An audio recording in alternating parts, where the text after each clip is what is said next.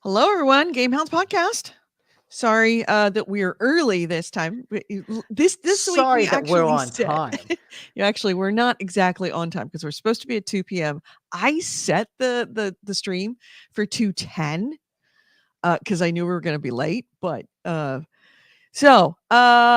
are trying to be as efficient as possible with our time because I have to end the show at a reasonable hour because I'm going up north of me by an hour and a half to get to Dark Skies to go photograph the pretty much the last opportunity I'm going to have until next summer, late spring, early summer, to catch the Milky Way. So I'm out. Nick is welcome to continue the show after I'm gone, but I'm out. Oh no, I hate doing this. The moment I get a chance to leave, I am bailing out of here. We're still waiting for people to show up in the chat room. So yeah, I got a ton of not that much loading, but I want to review the instructions on how to properly polar align because I've only done it once. Hey, bitters, Good we got idea. bitters in the chat room. How you Just to doing? get ready to do things. I've Make only sure you done know this what you're once. doing. It's a big complicated package of Mm, gear that you have to set up and level and then polar align and then check to see what your latitude is and then do another thing and then you got to look at the app to see where the North Pole is supposed to be on the little circle for that time of the year at that date. So then you got to look through this little thing that you can see the Polaris and adjust it down, and then you got to load your camera up and put everything up, and then you got to go back to it. You got to readjust, and you got to get just right. And So then you you're got to doing? start. Are you doing a time lapse? Yeah, you have to. Oh, okay. So you're gonna So you need to uh enter in the coordinates to tell it where to move. No. What you have, it's essentially it's a machine that just slowly moves, and you could set it to whether you want to do lunar or solar photography, or if you want to do Milky Way photography or deep space photography, because that's all going to be a different speed. Hmm.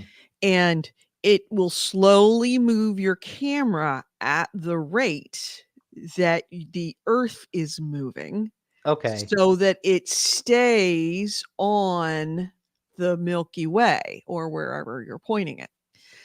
And in order for it to stay in the correct alignment, because if the Earth is moving this direction and your camera is moving this direction, it's just going to get different, get streaks of the stars. You want to keep the stars pinpoint.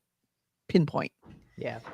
So yeah, you have to essentially align it with with Polaris to polar align, and in exactly the right way, because it's not just dead on. You've got to, it changes because Polaris isn't exactly at north. It kind of rotates around a 4-degree circle depending on the time of the year. So you got to line it up for what it is right now at this time of the year in this year, and then you've got to set it, make sure everything is level, and then you got to load your camera on. Then you got to set up how long, because I'm going to be taking uh not time lapses, but bulb long shots Okay. of like 30-35 seconds. Whereas if you just pointed it at the star and shot it for 35 seconds, the Earth will have moved enough that it would leave a Yeah, star it'll streak. create a streak. Yeah. Yeah, happy Halloween to you too. It is close enough. Man, did you hear about what happened in Seoul? Yeah. Holy, I mean, I've been in not that bad a crush, but I've been in a bad crush on New Mardi Gras. Year's? Oh, Mardi Gras. At Okay. Mardi Yeah, Gras that would on do it. Bourbon Street. I've been in a really scary crush. Well, I And know the strangest thing about what happened there is there was no thing to set it off. no, It was just like people leaving at the same time in a narrow alley, and it was just like this slow process, not like Yep. it wasn't like, oh no, someone panicked and everyone tried to leave, like what happens at the concert It the wasn't a last time. stampede. It was just a Yeah. crush.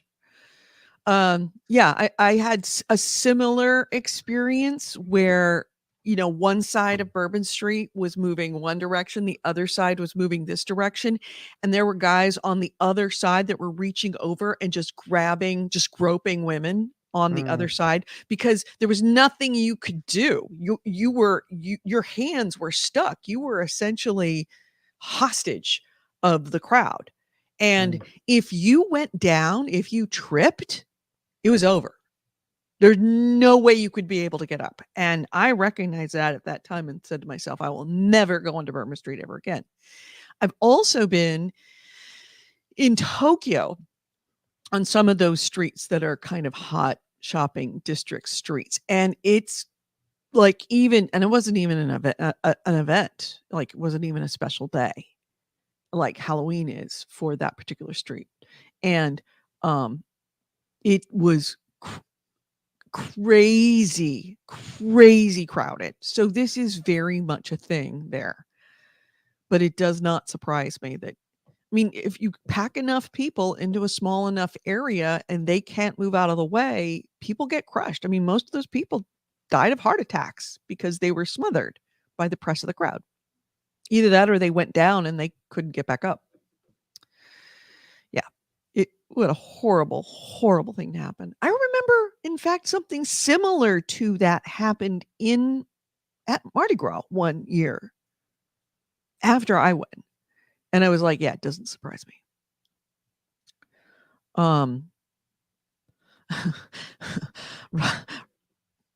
Rust in Peace Polaris Remastered? Really? What is that?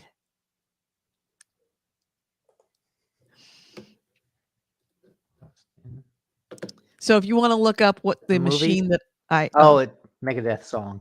Oh, okay. If you want to look up what I'm using, it is a Skywatcher, Star Adventurer, the 2i. Yeah, it said Polaris, so he mentioned a Megadeth song, of course. Yeah. All right, so I've got my stuff in. You've got your stuff in. Oh, did you put in the reviews we want to do? Oh, yeah, the games we played. The Quarry, there we go. Oh, and I got one more. I'm going to delete Crusader Kings because for once we're not going to be talking about Crusader Kings. Oh my God, has the addiction been broken? Oh, no. Not at all. That's still gonna happen because that's a game that I can play without like my brain catching fire. Oh yeah, AC Wraith, we'll talk about that. What? Brain catching fire? No, how to save Caleb. Oh, yeah. No, I did not see how to. We'll talk about. We'll talk about. We'll talk. Okay, so well then let's get into it. All right, let me get the audio going.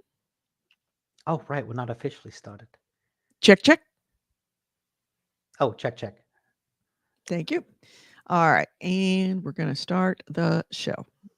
Music, not a loop, and starting now. This podcast discusses video games, modern culture, and technology, and these podcasters are big fat potty mouths.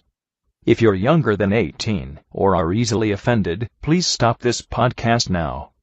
Oh, and your mom says to take out the trash and do your homework.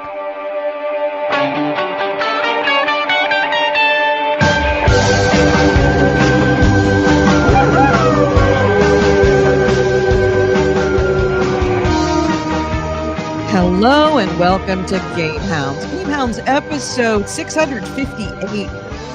We are recording this on October 30th, 2022. I'm Edie Sellers. With me is Nick DiNicola. It is the day before Halloween. Do you have candy? Of course you don't. You live in an apartment building. Well, maybe the kids in your apartment building will.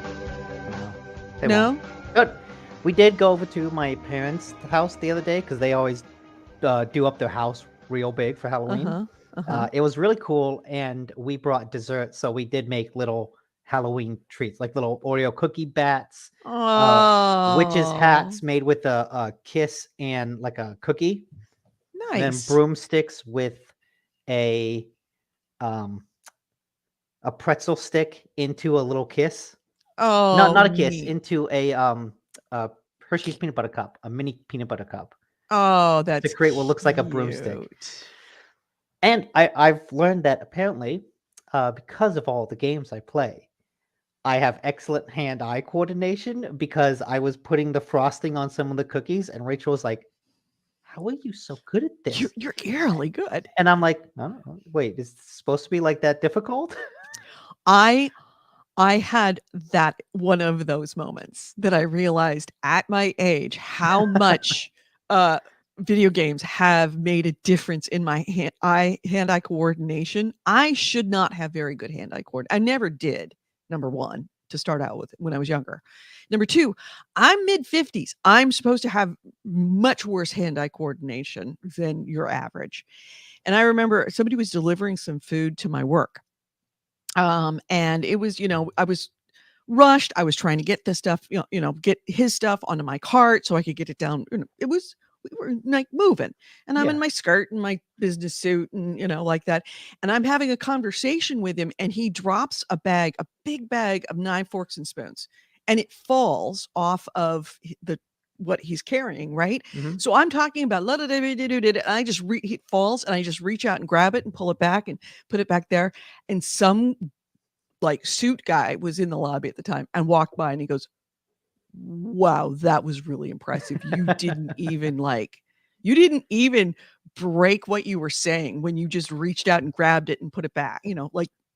And he goes, "Wow, that was that was really impressive." I'm like, "Yeah, I guess it was. It was kind of impressive that I just reached out and grabbed it."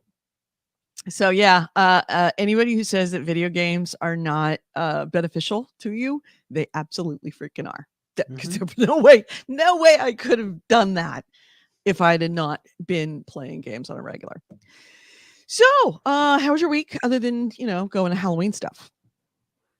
It's been good. Uh, I've been playing one game that came out this week, a new game, but before we get into that, I think we need to talk about the Koi, Okay, our sure, Halloween stream. sure. Before we do that though, AC Ray says, I got both my flu shot and my COVID shot booster this week. I seem to be fine. The last booster kicked me down for a week. Yeah, well, that's a good sign. It means that you're Yeah, ready. we I we haven't got gotten our my flu shot. we got our boosters last week or so. I didn't feel all that different. It's like, Yeah. oh, my arm is sore, but that was it. And AC Ray says, I have not seen trick or treaters in real life for years. Oh, I've said last week, we get tons of trick or treaters. And on top of it, we have a Yeah. neighborhood school just down the street. Oh, yeah. And the neighborhood school, it is a tradition. Like, I did it when I was a child. So we're talking, it's been going for at least 50 years, because I was probably 5 or 6 when I last went. Or when I went, uh, it's a parade from the school that goes down in front of the community swimming pool, into across the railroad tracks into our little like town, our little downtown area, like our shopping, our business district.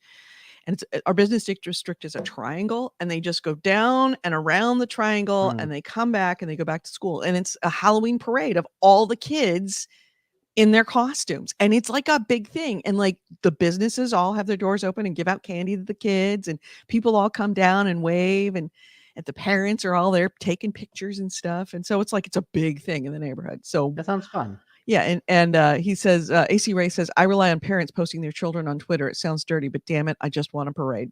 You know what? For you, AC Wraith, for you, I will live stream the children's parade this year.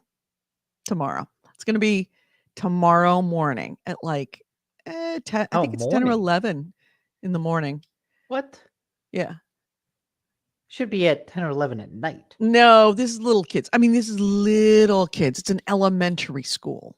So we're talking, 5 to like Look, it's never 8, too early to 10. get them understanding the horrors of midnight, to respect the darkness. It's never too early to get those lessons in.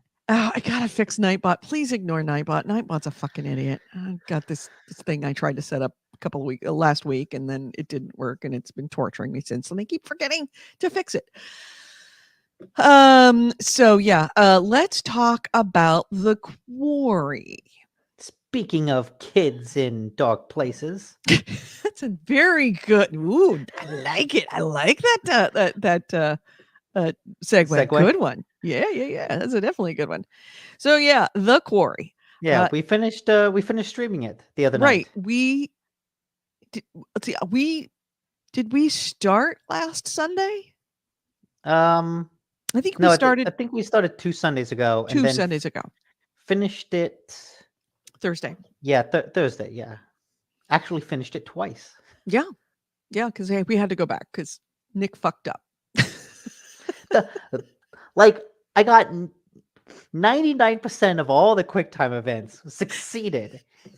The one that I miss turns out to be the single most consequential action in the entire game. Well, I think we both thought that there would be more. There would be more like time to think about what we were going to do, and there was not. There was like, because you and I had both the same thought, as we were not sure what we were shooting at, and you needed to shoot a werewolf, and it's like, which werewolf? And I was thinking exactly the same thing as you, like, ooh, is that the right werewolf? And it should have been like, it's a fucking werewolf, shoot it. Which is something I do have to respect the game for, of like, yo, you're in a life or death, split second life or death decision. You either make the decision to shoot or you die. Right. And that's exactly what we had to do.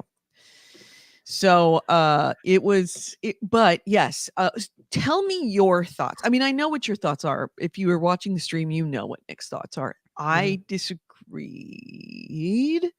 I really enjoyed the quarry. I think it's definitely up there as one of the better games from Supermassive, who has been kind of made it their thing for this type of interactive horror game. They started with Until Dawn years ago, and then started pumping out the Dark Pictures anthologies, of which there are currently 3, with the 4th one coming out, I think, in November. And then they put out the quarry. And what I like about the quarry, and what I think is really interesting about it, that really shows the evolution of how they've learned to make these type of games. The reason the Dark Pictures anthology work really well is because they're short. They're like 5-6 hours at most, which is pretty short for a game, and really short for this type of like big kind of AAA interactive adventure. But that's good because it means that there's no fluff. You introduce the characters, you put them into life or death situations, and either they live or they die, and then you get out. And because they're short, everything feels consequential. And when the game quickly puts you in life or death situations and can follow through on those consequences, because it's not trying to be a 10 to 12 hour experience where the issue with those longer games is you need to do some action in the beginning. But if you put your characters in life or death situation in hour 3 of a 10-hour game and they die, then that limits what you can do in hour 9. Right. And so, like, that's why the Dark Pictures anthology really work, is because they don't need to pad it out with kind of fake life or death situations. What Until Dawn did, their first game, is it basically had 2 horror stories going simultaneously. One was a serial killer story, and one was a creature feature. And what you realize halfway through the game is that the serial killer is fake, that it's kind of a prank put on by one of the people to scare the rest of their friends in this cabin up on the snowy mountain. But the creature feature is real.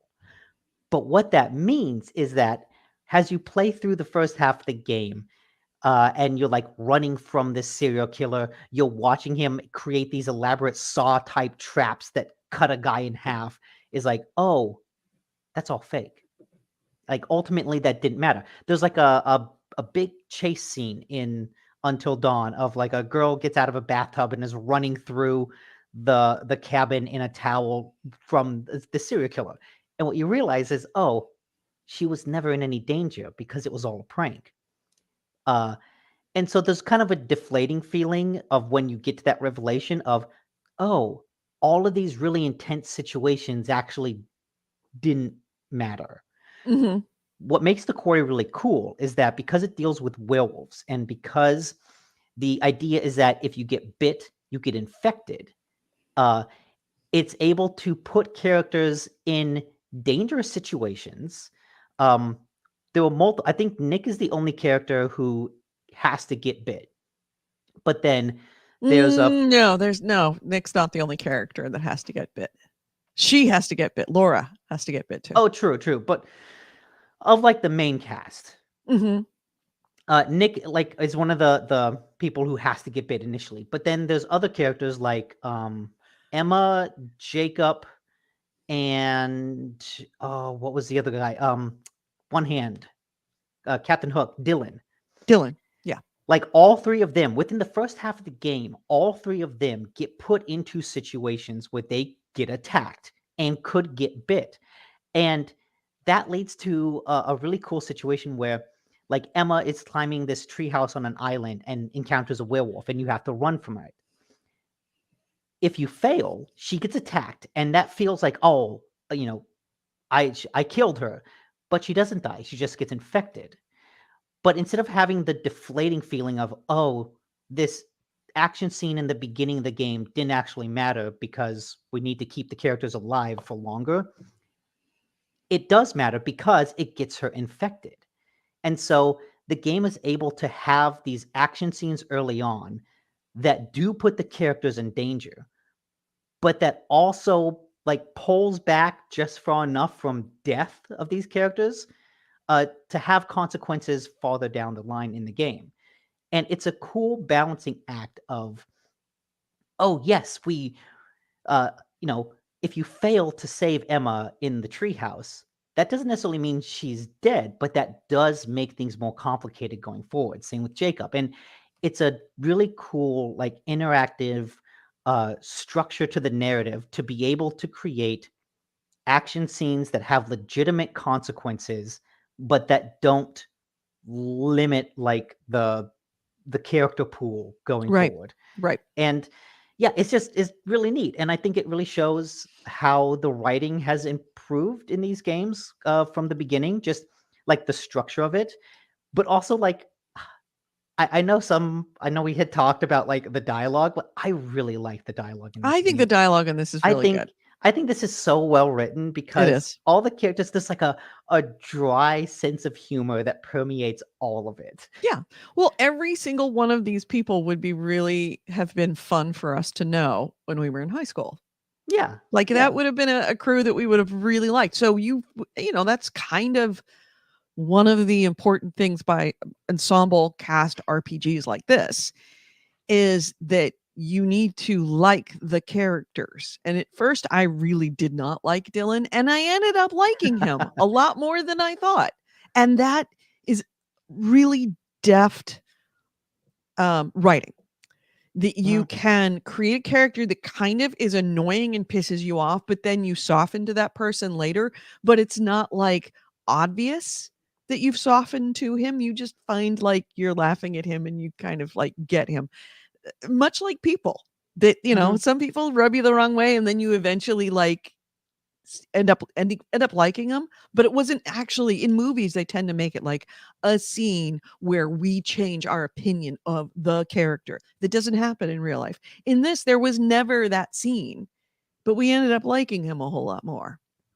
It's just like a slow process of watching them react to these situations and having who they them are, talk with people, the dialogue. Yes, absolutely. I think that this is incredibly well written game, incredibly well written mystery. No doubt. So on that, I 100% agree with you.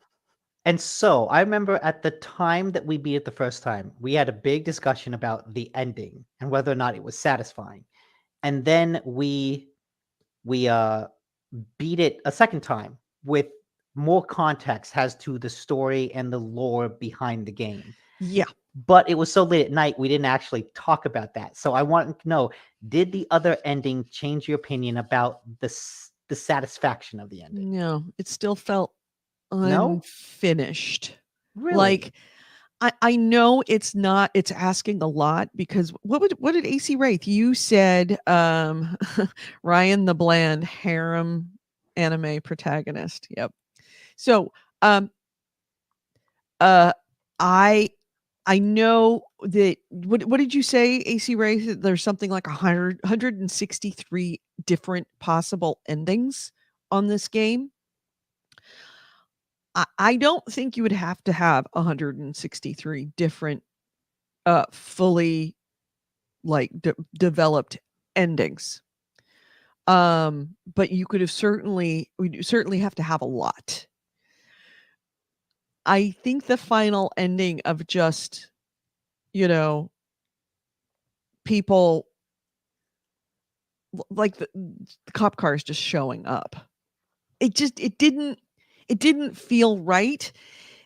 And especially when you noticed that at the end, depending on, I don't want to do any spoilers, but depending on how you play the game and what you do during the game, the very, very, very, very final upshot to everything that isn't even like, there isn't even a splash screen to say what happened is and if you could, and I may be, that's why you can't like get out of the credits, but you have to go through the entire credits at the end of the game. And there is a still screen of a computer with a newspaper headline. And the newspaper headline changes depending on what you did in the game. And that, I think, is even more important. Not what happened to the individuals, like did they live or did they die, but what happened after the game, what happens to this group of kids. And very, very big differences between, I don't want to wreck it, but you saw the differences between the two headlines that we got. Yeah. Yeah. And the second headline, that needs way more explanation. And it's sort of alluded to throughout the game, but it's never actually fleshed out. And even at the end, doesn't get fleshed out. You only would know it And if you would make sure to read the headline and then play it again and notice that the headline changed. Because I didn't even notice the headline had changed until AC Wraith said something in the chat room. Neither of us noticed that. And it was like, oh, look at that. and I guess to me, I don't feel like that is a necessary part of the story. That's epilogue. That's after the story is told. It's bonus material. It's extra material. It's DVD extras basically. The story itself about what happens on this night, I think, is done really well and I think with satisfying that, and yes. wraps up well. Yes. And like, and granted, maybe this is just I watch a lot of horror movies, but like, you don't have to follow the characters after the end of the night. There are so many movies, so many like horror movies that like once the creature's dead, once the night is over, once the problem is solved, boom, credits, done. Yeah. Because these type of stories are not concerned with the aftermath. And so the fact that it even Then gives don't you add the aftermath into the end of the game to But- suggest that there is something else going on. but the fact that they did add the aftermath just feels like a little bonus stuff. No, So it doesn't feel like bonus. In fact, I thought it felt like bonus AC stuff. Wraith described it very aptly as the way that this game ends is, he says 186 or so was advertised and it's all just Animal House text permutations. Exactly. And this gets into the same thing that I was debating with you against with Greedfall. I do not understand your vicious hatred toward text permutations. I do not like text permutations when there's nothing else like that. Text permutations is fine. Like, that's like, at least in Animal House, they ended the movie and then it was the text permutations. It wasn't instead of, and that's what happens But in there this was game. an ending. You never saw the sunrise. You never saw the end of the night. Yeah, you do. The You sun came just up and the see the cops end of the arrived. curse. No, the cops came, then everything ended. Like the night was over. That's the No, ending. no, The no, ending is no. the night It's being over. no, no. Yes, yes, the night was over, but it wasn't over. AC Wraith has it right there. I wanted to see an epilogue with the characters gathering. Yes. That would have been better than what they had. But see, It but see, the we're reason, we're going to go around in circles yes, like I this. know. You are not going to you're not going to convince me. I am definitely clearly not going to convince you. No, because I think that sort of epilogue with the characters gathering and talking about what happened, I don't think that's interesting. Right. And Like, AC Wraith does point out that the headlines change depending on the evidence gathered. And yeah. that is never really fully clarified I during, mean, it's alluded to, but it's never okay. clarified during the game that that's important to what happens to these characters at the end of the game that you don't get to see, but you at least get a sense that that happened. Yeah. I mean, it's a classic video game thing of like the true good ending being locked behind collectibles. Yeah. And if you want to have a criticism, that's one I'll agree with. Is I don't like when a collectible thing results in a different ending. That's always frustrating because you can never get that ending on the first time through because 99.9% of people are not going to find every piece of evidence the first time through. Right. And I think that you and I have a very different experience for this game. Because how much did you pay for it? I paid like $40 or something. I got it on a sale. Yeah. I'm having a very different experience, and this is the problem with $70 games. I'm having a very different experience because I paid 70 for it. It's not a $70 game, and you cannot change me off of that. It is very, I mean, I will give credit where credit's due. It's a very good game. It is not a $70 game.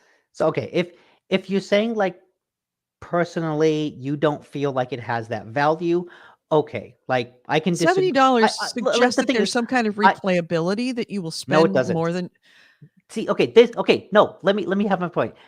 If you're going to say like you don't feel the game has $70 worth of value, has like a personal metric, I'm okay with that. If you want to say like a blanket judgment of 10-hour game cannot be $70 and that this doesn't have replayability even though we literally played through the ending twice, like this game has high replayability even if you don't want to. It does have high replayability, but also the value judgment of a $70 game cannot be X number of hours. all right. I think is wrong-headed. Here's something else. The Wolf Pack, the Mhm. multiplayer.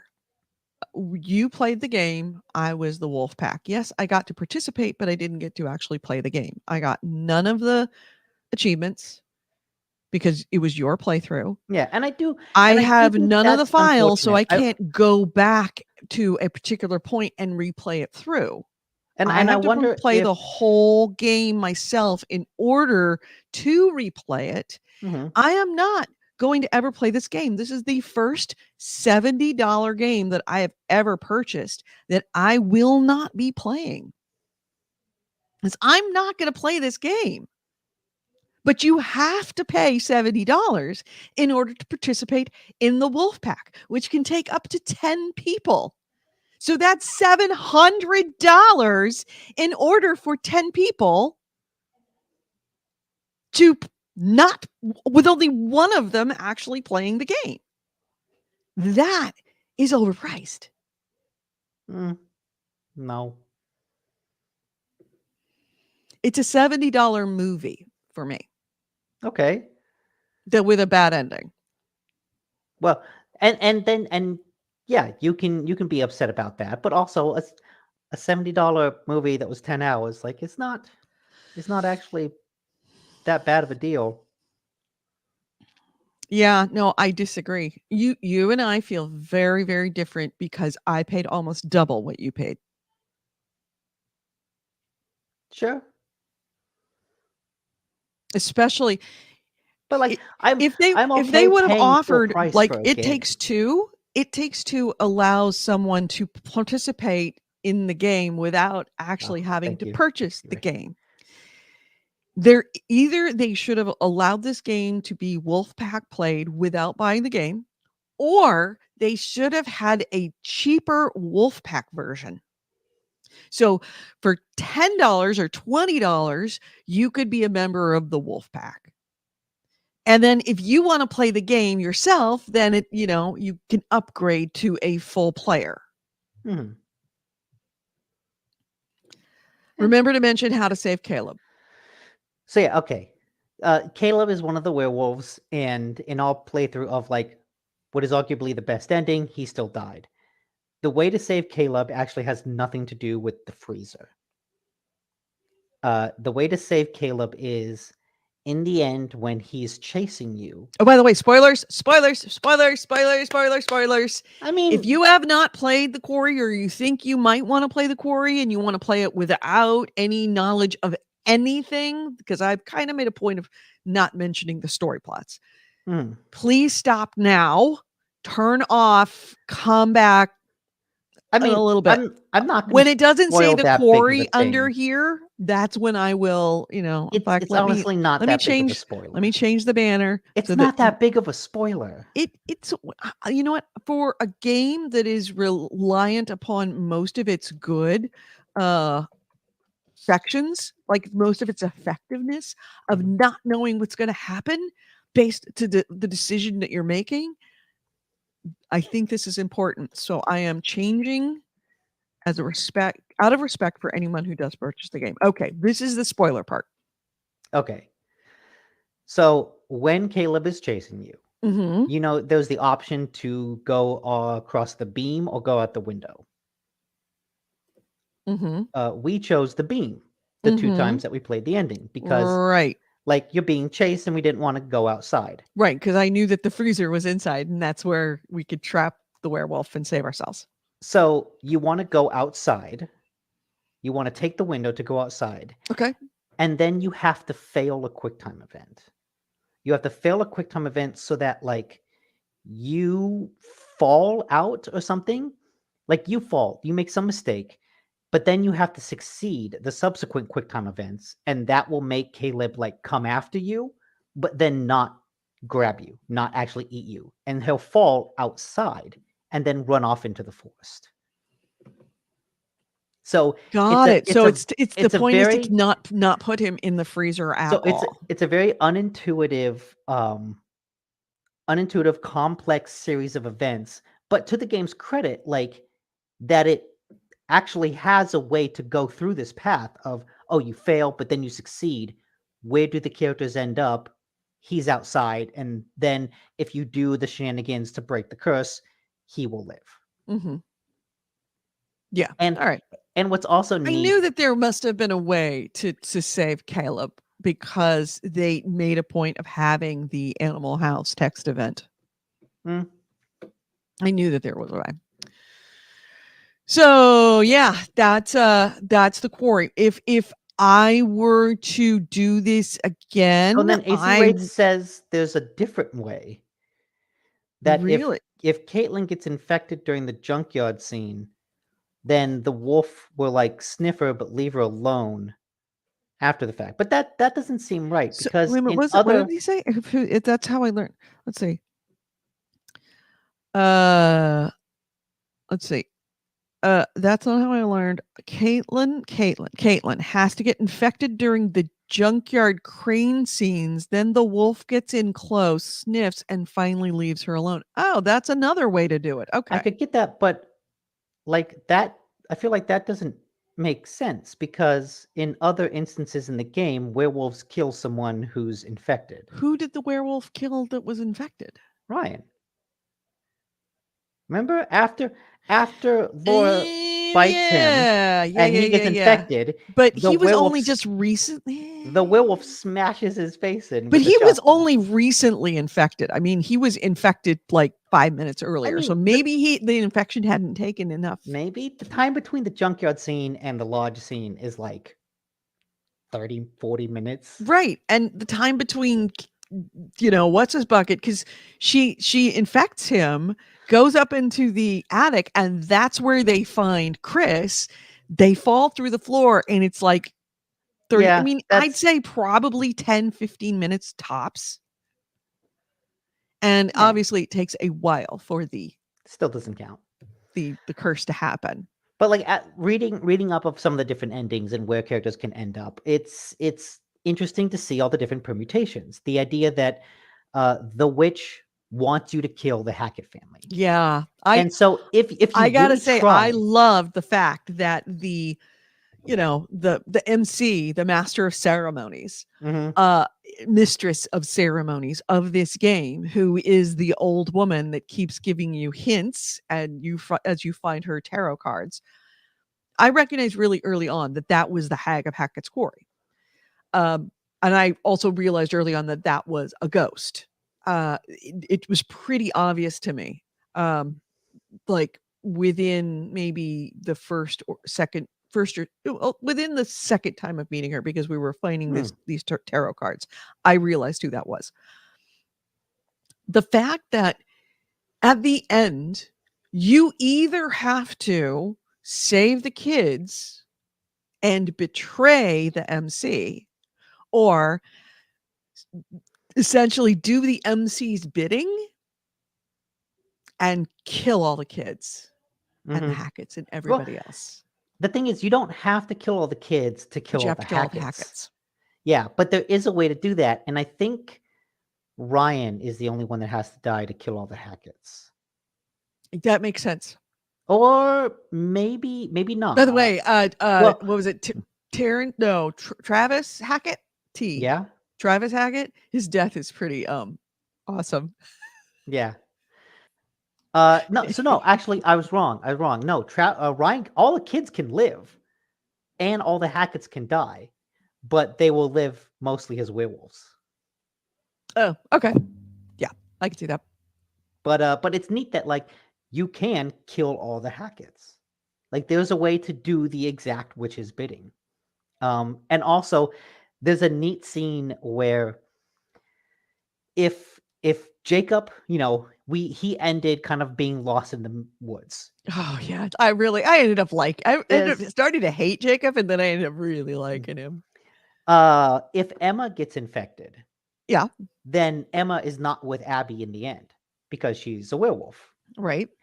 If you then kill the lead werewolf, which would cure Emma, she wakes up in the woods as well, and her and Jacob meet and actually have like a, okay, let's talk out our relationship.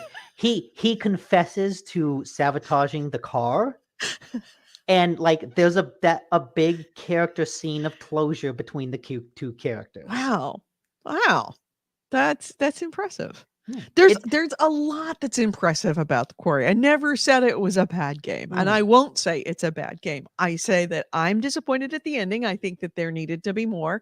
I'm not the only one. There's actually articles that were titled, yeah, I'll have to. We have to talk about the ending of The Quarry. Also, it's not a $70. I don't believe it's a $70 game. At least not for me in my experience. If I had played this game all the way through, maybe. But as a member of the Wolfpack, no, because I'm not going to go back and play The Quarry. And your save, I don't have access to. So I have to play The Quarry in order to get those other endings. So yeah, pardon me. So yeah, that's our overall thoughts on The Quarry. I say it's a very good game. Expect that the ending might not be as fully fleshed out as you might like. It's not satisfying in that, like movie dialogue way. And it's not, you might want to wait till it's on sale before you pick it up, because you might feel. Actually, where is that article? I can't find it now. Google's not giving me I'm sure any. AC Wraith will be able to find it. Yeah, AC There we Wraith. go. Find it. So, Anyways, yeah. Anyway, yeah, so yeah, the Quarry, Quarry is really cool. very, very, very, very good in many ways. Not so good in others. Not worth $70 in my opinion. So yeah, any other games you want to? By the way, what? Well, we're not going to play anything tonight. Do we want to play something this week? Maybe the article was like we need to talk about the ending to the Quarry. I thought you found it at some point, but I can't find it. I'm sure you'll find it. But I don't know. Was it you? But maybe it was Bitters that posted that article in the Twitch chat when we were talking, and actually posted a quote from the Twitch chat, which was kind of exactly what I had said. There we go. We need to talk about the Quarry's ending from PlayStationTrophies.org. Oh, PlayStation really? Trophies. We need to talk about the Quarry's ending. I mean, you would think that would come up in the Google search. So let's move on to the next game. Next game that I'd like to play with you, and we could do it on Wednesday if you'd like, or maybe Thursday, depending on you. I would really like to play. Think about the children. Think of the children. Think of the children. Is that the name of it? I bought it on Steam because it's a Steam game.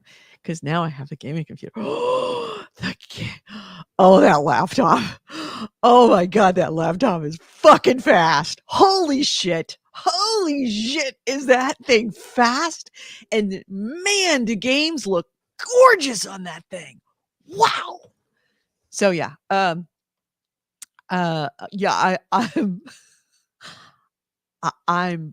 very happy I bought it. At least so far, at least until it, burns up. But I'm not really stressing it out much. Was it Think of the Children? Yeah, there we go. I think, that's the game. Let's Think of the Children playthrough. That is the one where it is, I want to say, we saw it at PAX.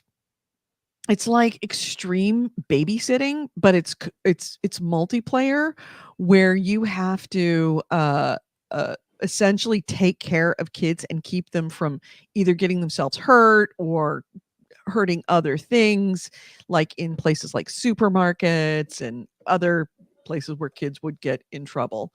And yeah, it's multiplayer. So you've got a bunch of kids running around and kids getting into stuff, and then you have to do other stuff. And I think you actually have to shop at the same time and pick up stuff. So it's multiplayer, and it's super. I think you and I would have a really, really, really good time with this. Okay, I could try that out. I was looking at Steam, and I don't have it, so I will have to buy it. Yeah, new. well,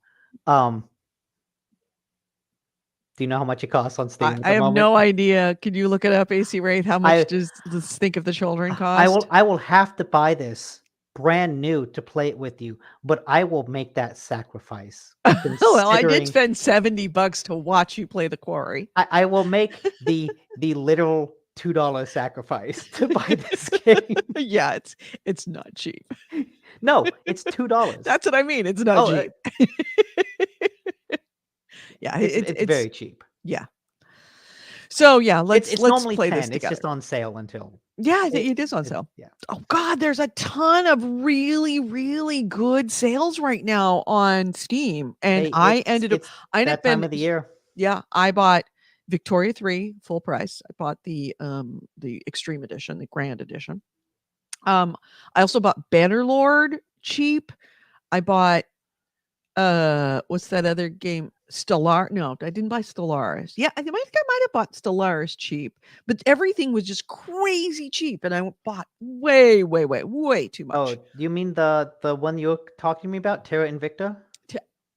Yes, I did buy Terra Invicta because it's on sale too. But I got a lot of strategy games I have been interested in, but haven't played because I haven't had the computer, and now that I have the computer, I went and I decided to, I purchased Vicky 3. You just went nuts. Yeah. So, speaking of which, let's talk about Victoria 3. Okay. Victoria 3 is a grand strategy game that we've talked about, when it was, it was just released last week. I think it was Wednesday it was released. Yeah, very, very soon. Yeah, it is another world building game by Paradox in the same vein of Crusader Kings. You end up having but it's way more detailed. I mean, a lot of people told me that Victoria 3 makes Crusader Kings look like, Pong. Maybe not Pong, Tetris. And it is very much true. I am still very much in the learning phases of this game. It is the same concept in that you are world building, or I should say nation building. But you are it starts during the Victorian age in the 1900s, and it runs for 100 years, and you are controlling not your whole point is to create I don't say your whole point is what you want to do, whatever your goal is, that's what you should do. It's a little more of play your own rules to determine how you want Victoria, what you want to do. I am playing currently, and I've had to start over 5 times to learn this game because, again, like a typical Paradox strategy game, very, very little explanation. You have to really study. You have to fail a lot, and then you have to watch a lot of YouTubes and read a lot of articles to figure out how to play this game. But you control politics, you control economy, you control war, you control diplomacy. It's kind of interesting because you can also play as things, unlike Crusader Kings, which is set in medieval times. This is United States, so you can start out as you can even start out as different tribes of Native Americans, and because that's what was owning particular areas of the map at that time, and change world events. You may want to see if you could make, ruin the United States.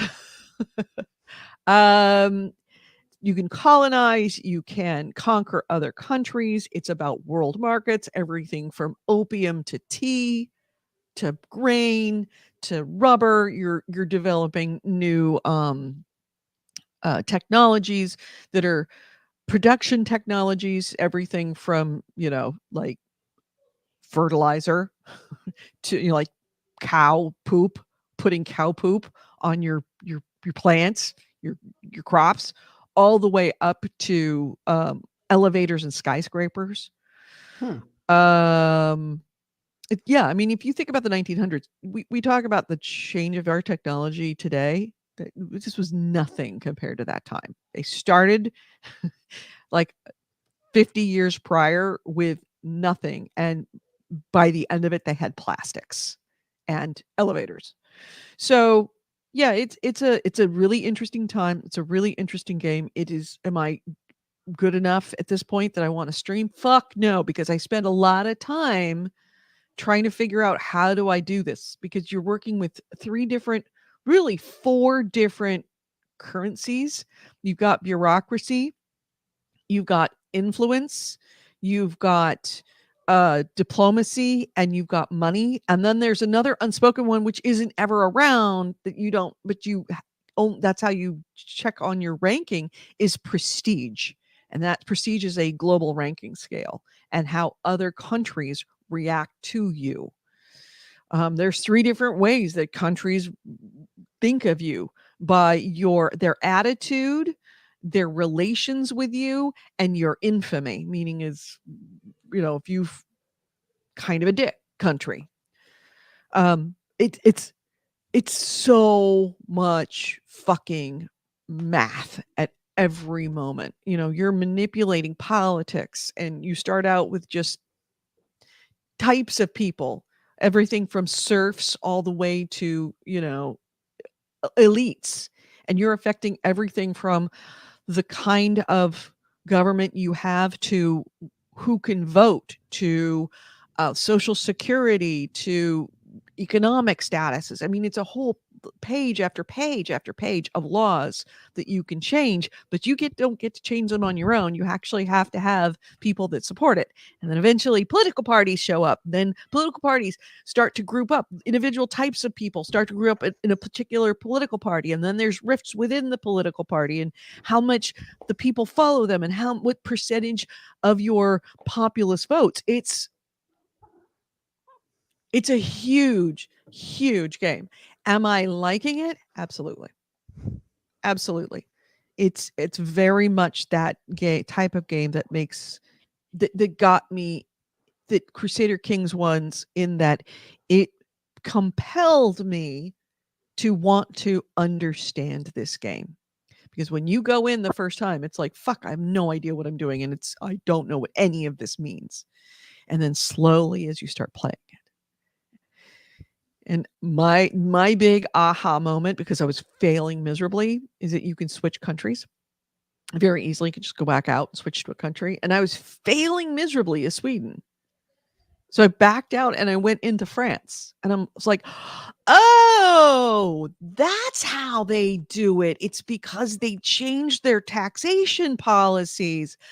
Oh, okay. So I had to go back into Sweden and then start to bolster particular political parties that I knew that would support me changing the policy that would actually make more money so that we could actually develop the country. And this took me most of the time I played, probably 15, 16 hours into the game before I figured that out. I mean, it was at least 20 hours. I mean, I don't know where I'm at. I'm probably at 20, 25 hours, and I'm still not even beginning to understand. But at least I'm not failing. That your big aha moment of this game is great involves taxation policies. It does. It's that taxation is the thing. Money is the engine. There's nothing quite as thrilling as taxation policies. Yeah. Oh, I'm looking forward to being a great power so that I don't have to be afraid of Britain. And so when you say you backed out and started as France, was that in the same game or did you start a new in the same game? France? You can back out and change countries. So you don't actually play as one country. You can play it. I mean, you want to play as one country, but yeah, you don't have to. Same thing with Crusader Kings. If I wanted to switch ruler, I could always back out and go to another ruler within the same game. So you could it's like playing chess with yourself, like getting up and changing chairs. So you could create a whole kingdom in England and then back out, create a guy in France, and then go invade your previous self? Absolutely. Absolutely. And you can do that here. Or, if you want Britain to just lay off you a little bit, like France, just fuck off. Russia, fuck off. You can go into Russia and you can make them fuck off. Can you go into Russia, change your taxation policies to fuck them over, then go back to you and then take over Russia? Absolutely, you can. That's what this is. It's like playing a game of chess. Just the question is, do you want to play it against the AI or do you want to play it against yourself sometimes, or a mixture thereof? Yeah. AC Ray says, I left you a note like you asked. I know you did. And I didn't look at Discord because I was playing Victoria 3. But Vicky 3 is absolutely, I paid, case in point, I spent $70 on that game. This feels like a fucking $70 game. This feels like a pastime. This is a hobby. This is not a game. So yeah. I'm psyched. And it's gorgeous. Holy crap. Is this game gorgeous? And this is the reason why I am so happy I bought that gaming laptop, because you're seeing on the screen, if you're listening on the podcast, you won't see it, but You can back out and look all the way at the world map like it's a piece of paper. You can go into your country and look at your specific country. Then you can zoom in on your cities all the way down where you can see like the horses moving the steel from the mine to the mill. You can go down to a level where it looks like SimCity. And it's gorgeous. It plays so well and it's so smooth and it's really pretty. So yeah, it's a there you go. Well, he's not even close. You can go all the way down into that city and look at individual buildings. And you can look at individual horses driving down the roads. You can see the condition of your roads. When you put money into road maintenance, you see the actual road conditions change over time and get better. And then when you stop funding it, you see it get worse over time. It's so smart. That's cool. I think that there's a lot of tweaks that they need to make as far as making things clear, but it is just page upon page upon page and nesting stuff, and it is just Paradox. crazy. It's a paradox strategy game on acid. So yeah, I'm loving it. So that's a Victoria 3. I would say, yeah, that's a $70. If you like those kind of games, if you like 4X games, this is one of those games, and it is it's awesome so far. I see it being a very big, deep rabbit hole that I'm going to go into. Well, I'm already into it. Yeah. I get off work. I unplug my work computer from my work dual screen. I plug in my gaming computer into those same dual screens, and I just keep playing. Like the dogs are like, "Hey, aren't you supposed to come over to the couch and cuddle while we play games?" It's like, "No, dogs, sorry."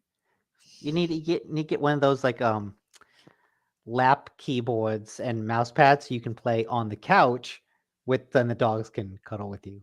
Yeah, no, I can't see doing that. This is very much a mouse and keyboard, like very intensive. like- and Yeah, get having one of the dual screens keyboard is mats. important when you're learning because you got one screen with the game and the other screen with Google. So that you can search like, okay, how do I improve XYZ? How do I stop this from happening? Because it's research. You're researching this game the first 50 hours of it, at least. Yeah. Oh, poor dog. Yeah. So eventually the younger dog, the quote unquote puppy, who's no longer a puppy, is like, come on. I'm so lonely without you. Aw. Please. And so I'm like, all right. I come in, I sit down on the couch, and she's like, oh my God. I love you. I missed you so much. She does like what your cats do, but she's a dog. She just lays on my chest, just rubs back and forth on my chest because she misses me so much. So sorry, dog. Get used to being ignored. AC Ray says in Warframe you can zoom in from behind you and over your shoulder. Gotta love that gaming PC and Steam Deck. I know. You're pestering. I get it. And then Vice is in the chat room. Hey yo, Vice, how you doing? So yeah, that's Victoria 3. You will be hearing more about this later, probably as I get angrier at it. So that's all the games I did. What about you? I have been playing a new game that came out just recently. Let me put it in the share the screen. No. Go ahead. I'll pull it up while you do it. Okay. I've been playing Marvel Snap. It is a card collection mobile game that came out, I think, just earlier this week, or maybe like last week at the latest. But so the thing is, I'm still playing Pillars of Eternity 2 Deadfire. And like I recently looked up how long that game is to beat. And to my both excitement and dismay, It's like, oh, if you do the main story and the side quest, it's like 70, 80 hours. I'm like, oh Jesus. Oh Jesus.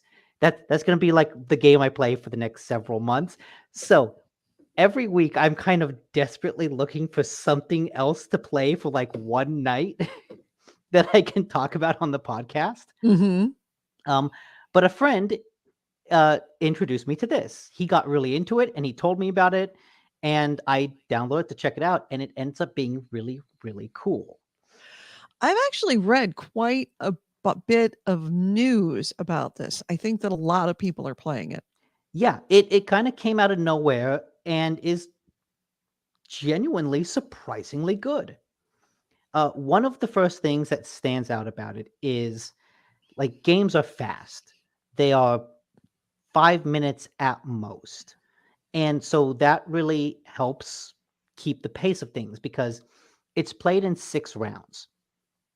And so 6 rounds in 5 minutes means that you're kind of always thinking about tactics, and every move that you do is kind of important. And so there is no kind of tactical fluff where you're just like, well, I'm going to kind of do this and do this. From the beginning, you want to be thinking in advance about what turns to do. And what's nice is it gives you so many things to think about. First of all, it's a collectible card games along the lines of Magic the Gathering, where each of the cards has an ability. One card is like, hey, if you play this card, locations adjacent to you get bonus points. Oh, if you play this card and you have other cards on this location, it gets a boost like of +2 strength. If you play this card, you get a bonus strength for all the enemy cards at this location. And so the way that a match works is you have 3 locations. Each location also has like an ability, also has a little thing about it.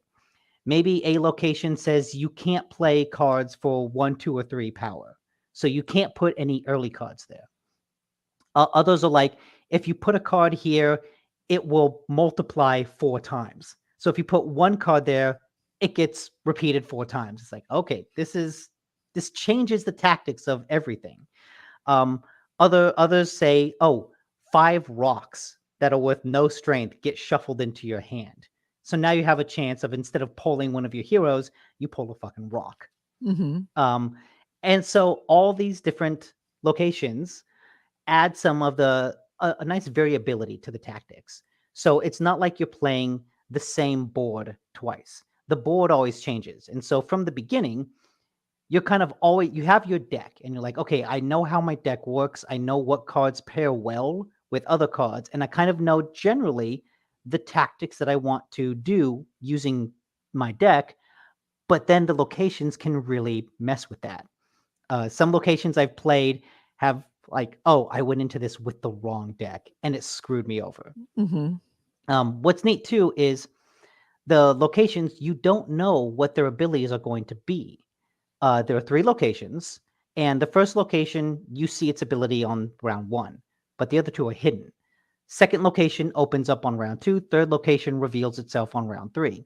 So there's this like kind of blindness going in where you're not quite sure what the tactics are. It's a kind of fog of war in a tactical card game that is really neat because you can't just see everything.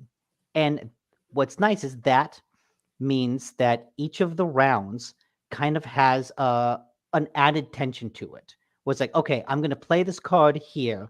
I don't know what's going to happen later on. And so when that location gets revealed, suddenly maybe your tactics get changed because the ability of the location gives you an advantage or a disadvantage and you have to compensate for that. So it does a really good job of being short enough and tight enough, but then holding back information just enough so that every single turn you're like, okay, I'm going to do XYZ, this, that. You're kind of constantly thinking about making interesting decisions every turn.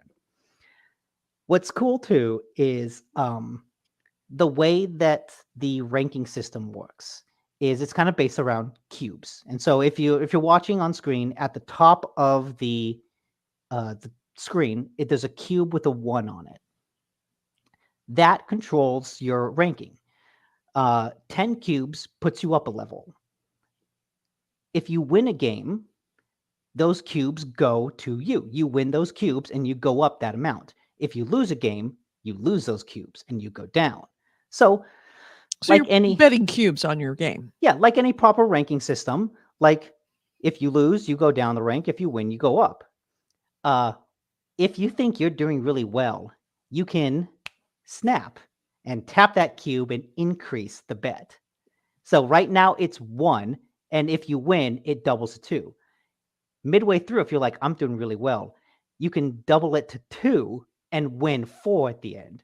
If you think you're doing real well, you double it to 4 with 8 on the line at the end. And what's nice is at any point, if you think that like you're just fucked, you can retreat and Mhm. you will only get that minimum number. Maybe it's 4 because you got arrogant. Maybe it's just 1. And so, like, the game is not forcing you to gamble like that, but it leads to some really fun moments where it's like, I think I'm doing really good. I'm going to snap. Then the opponent snaps back. It's like, oh shit, it's on now. It's on. Somebody just called you on the table. Mhm. Or when like you get to the last round and they snap and you're like, okay, let's do this. Let's do this. And you play and you win, then you're like, yeah, fuck you. I got you. Yeah, it's like calling a bluff. Yeah, but it's not just a bluff. It's I'm gonna play this card. Is that enough to compensate for whatever he plays? Right. It's a bluff. And it's if you get to the third, maybe you want to raise so that that other person retreats. And I've done that before. Where I'm like, I'm gonna snap because I think I'm doing right. Oh, fucker ran away. Yep. So it's like I don't get those. So it's those an element winning of cubes. poker on it too. Yeah. Excuse me. And the way that's just the ranking system where it determines how good you are. Hmm. And I feel like just last night, because I've been playing all week and I've just been winning. Just like win, win, win, win, lose once, win 12 games in a row, lose 1, win 20 games in a row, lose 1. Last night, I'm like, oh shit, I lost, I won. I lost, I won. I won, I lost. I won, I lost. I won. And I'm like, okay, wait, I know my challenge level. Right. You hit your rank. I've hit the rank where I'm like, okay, now it's getting tough. I'm fighting people like my own skill level. And the fact that it got to that point is really, really neat because I don't feel like I'm getting fucked over. I just feel like I'm playing hard people. I'm playing people who know what they're doing. I'm playing people making smart decisions who are buffing their cards in ways that are like really clever. And I'm like, oh shit. They know what they're doing. And so it feels good to have that pushback. But that's just the ranking system. The actual collectathon aspect of it is neat because it doesn't feel like it is pushing microtransactions. This is not Magic the Gathering where you have to buy card packs to get cards. It's not Hearthstone, or it's not any number of fucking digital card games where you have to buy packs to get cards. Instead, what happens is every time you play a game, one of your cards, I think it gets chosen at random, will get like experience. So you play a game in this game particularly, he's got like Quicksilver, Hulk, the Thing, and Iron Man in his hand. Let's say you win and Iron Man gets like 5 experience. If they get enough experience, they level up. And what's neat is when you level up a card, it changes visually. So at first, it's just a guy in a card frame. When you level up, it breaks through the frame. And so since it's a digital card, it's not really limited by any physical limitations. And so like the characters will break outside the borders of the card. And it's a neat little trick. When you rank it up again, it becomes 3D. And so like if you tap the screen and kind of move it around, it does this really cool 3D effect with the image. Level 4, you can kind of see the 3D there on Medusa as he was moving her around. Level 4 animates it just a little bit. We're like, oh, the hair on someone will kind of flow. And so each time you level up a card, you get like a neat little visual indication that shows what it is. More importantly, when you level up a card with experience, that raises your collection level, which is completely separate from like your skill rank. That collection level determines the cards you earn. And so basically, the more you play, the more you rank up the cards, the higher your collection level gets, and the more cards you will unlock. Because like every 2 levels of collection, you unlock a new card. And it's at this point where I am, the cards are set. So like in 2 ranks, I'll get the thing. In another 2 ranks, I'll get Quicksilver. Like I'm just pulling the names out of a hat. And so I know when I'm playing, I see a bunch of people playing Electra, and I don't have her. But if I'm playing against people with her, I know, okay, she's probably really close. I'll probably unlock her soon. Right. But what's good about that is it kind of levels the playing field, because it means everyone's going to unlock the same cards. Just how it comes down to how you play the game. Exactly. And how frequently you win with particular cards so that you can rank those cards up. Yeah. So not everybody's Electra is going to be exactly the same. Yes. And think when you rank a card up, its abilities don't change. So it's not like the card becomes more powerful. It's still the same card. It's just how you use it. And what's nice is there's enough abilities across all the cards that you can have decks that do extremely different things. Some cards have abilities that will activate on reveal. So when you play it and you flip it over, it does something. Or you could have a card that is an ongoing ability where you flip it and the boost that it provides is constant. Other times you can have a card that can move locations. And that's a completely different type of strategy of I'm going to play a bunch of cards here and then at the last second move them around so that I can win the locations. Or you have cards that can destroy other cards and get more powerful for themselves. And so even though everyone might have the same like 50 or so cards, there's enough variability, and you can only have like 10 in a deck. So like everyone's deck is going to be very different. And I've played against people where, let's say I have a deck built around the on reveal ability. They have decks that are like designed against that. And so I'll play a card, they'll do something that counters my ability. I'm like, oh fuck. They just have a deck that will counter everything I do. I'm not going to win this. I just need to retreat. I need to get the fuck out of here. And so it's a really smartly designed card game that isn't like trying to squeeze every penny out of you. The games are fast, they're fun, they're interesting. The season pass seems like it's like a good deal. I think it's $10, and basically you don't get cards for it. You just get variants of cards. So again, it's like the season pass is a bunch of cosmetic stuff, not requirements. It's not a pay to win collectible card game, which feels like a revelation because most collectible card games are how many booster packs do you want to buy to get the rare cards that you need. Right. It actually breaks that cycle, which is kind of funny that, this is like the least grabby cash grab of card games that are notorious cash grabs. And this is the Marvel game after the last one, Guardians, that was the Avengers game. The Avengers, not Guardian. Avengers, that was the worst cash grab of all time. Yeah, it feels weird that like, oh, this Marvel game is like shockingly user friendly. They're not trying to nickel and dime me. Right. What is Disney up to? They're doing something, right? They're collecting my information. That means it all comes down to who the developer is. I'm sure that they made this card game never thinking that it would be popular. It would just I'm sure they thought it would be popular, but yeah, it certainly like blew up in a way that's really interesting. And I saw a bunch of articles about people talking about the number of bots that they're playing, because I do think in the early games you play against bots. Has just a way to kind of teach you the ropes and get you around it. And there was one moment too where it's like the 20th or so game that I played. Hey Nick, hold on a second. I gotta go switch my laundry over. I will be right back. Okay, I'll just keep talking. Yep, just keep talking. Like the 20th or so game that I played, It was a situation against someone that looked like a bot because they just had like the name of a generic superhero, and they were doing tactics and using cards that were new in a way that felt like, oh, you're teaching me about this ability. And it was an interesting moment of realizing that the game is using bots has these tutorial challenges and that it kind of sprinkles them throughout your early game.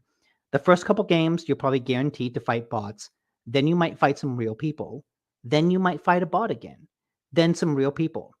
And it kind of sprinkles them throughout, like your first dozen or couple dozen games has a way of like, hey, here's a tactic you might not have seen of teaching you. And it's just a really, really good idea. And I do think a lot of the people's complaints about, oh, I'm finding too many bots is just a matter of them them winning a lot on their way to finding out their proper difficulty level, their proper skill level, Yeah, which you is have to what I wait did. to Yeah. or being too I only see that being unless you're really, really, really good or really, really, really bad. Yeah. Because If otherwise there's if gonna be you're people. yeah, if you're really, really good, I understand the suspicion that like, oh, the people I'm playing fake. Because if you're really good, you will win a whole lot of games before you get to like your skill level where people start pushing back on you. And Right. so it's like, I just won my 200th game in a row. It's like, well, you're actually good, and you need to get to like level 40 before you start feeling that skill pushback. Right. So any other games you played this week? Nah, this is it. Well, Really? Pillars of Eternity 2 Deadfire. I'm still playing that one. That game is still really good. I think you would actually really like it. It's a really, really cool RPG. It's the fantasy pirate, where you're chasing the statue across the archipelago of islands. But the stories that you get into, it's giving me Dragon Age vibes. And not so much in like the romance of the characters, but just in the world, the relationships, and like the fantasy situations I'm getting into. And it's like, oh, this is really, really cool. It feels like I haven't played an in-depth, complex RPG like this for a really long time. Yeah. I'm looking it up right now. It's for some reason taking forever for things to start. Okay. So convince me. Yeah, it's isometric top-down RPG. But the characters are really interesting. The world is interesting. The situations that you get into are neat. It's a lot of, hey, there's a statue trampling around these islands, but the islands themselves are kind of in this political limbo because you've got like three different trading companies on top of the natives. And so it's like, well, whenever you get to a new island, what political situations do you want to get into? Like, do you want to help the natives and make enemies of the trading companies, or make friends with the trading companies and make enemies of the natives?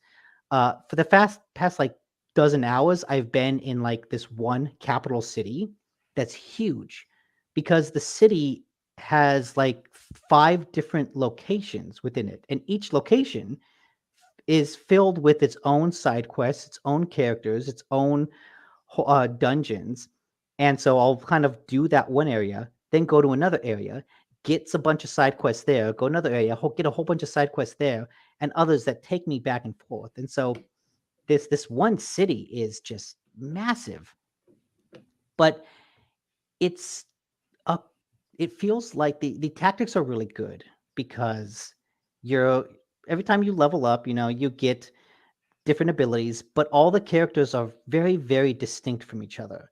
And they're all a lot of the minutia of the tactics revolves around you kind of gaining points and using points. So the monk, every time the monk gets hurt, they get something called wounds. And you can then Mhm. spend those wounds on various abilities. But they have to get hurt in order to gain wounds. My main character is a cipher. And what that means is when they hit an enemy, they get points. And then they can use those points on magical abilities. And so then you have your typical mages who are like, every battle we can use 2 level 1 spells, 2 level 2 spells, 1 level 3 spell. But you're always limited in like your main abilities, whether that's, hey, you can only use an X number of them per battle, or you have to let this character get hurt in order to do stuff. Other characters just start with like 6 points, and you have to like use those abilities wisely. Some abilities take 2 points, some abilities take 1, some might take 3. So if you're in a tough fight, you kind of have to think ahead and be like, okay, do I want to use my my points on this big attack on this one guy, or do I want to save it for when I might be in a bad situation? Mm-hmm. And so that makes every combat scenario filled with interesting decisions of, do I want to gamble and use my strongest attacks in the beginning or save them for later? Or like with my monk character, the first thing I do is chuck her right into the middle of the enemies, because the more she gets hurt, the more stronger ability she can use. Mm-hmm. And so it's, each character plays very differently. But each character is also like a very distinct personality in a way that makes them fun to talk to, fun to be around. And each of the characters interacts with each other as well. And so there's one menu where it shows you like the characters, not so much alignment, but what they value. One character values religion and tradition. Another character values levity and like, hey, don't take things too seriously. And so if you're talking with one and they make an offhand comment about, oh, the gods suck, and the character that values religion is in your group, they will start to not like that other companion. And so these incidental conversations you have with other people then changed what other people think of them. That reminds me of the great, was it Great Expedition? Oh yeah, the Curious Expedition. Curious Expedition was the same way, where certain people having certain traits would react to each other differently, and then one of them might piss off somebody else when they're stopping for the evening, and then that makes them upset, and then they leave the party and then maybe show up later. Yeah, same kind of thing. Yeah. All right. This looks rather interesting, and I could see myself being interested in playing that. Wait for a sale. Just How to much be is it? safe. I don't know. It's like probably like $50-$60. Yeah, okay. Like it's a I'm gonna full wait price for game. I'm gonna wait for that. What did you play? What did you play it on console? Yes, I'm playing it on console. It's probably like more intuitive on a mouse, like on a PC. Yeah. It is designed for a PC. I just prefer playing it on console, like on my couch. But like Pillars of the rest of Nick's free time too. dead tired.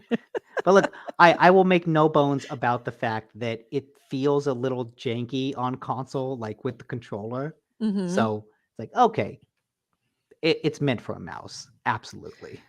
Yeah, I'm pulling it up, seeing what the price is on Steam. So yeah, that might be something that I'll play as well. Yeah. All right. So no other Cool. games then. No. Yeah. Eternity, some Marvel Snap here and there. And at some point during the next week, I'll continue playing Deadfire and desperately try to find another thing so that I'm not just talking about the same game for a month on the podcast. Why? I talked about Crusader Kings 3 for like 3 months. Right? That's why I need to bring something new to the table. That's right. You do actually hold me up there. Well, we'll start doing the things where I hold you up. Want to hit the news?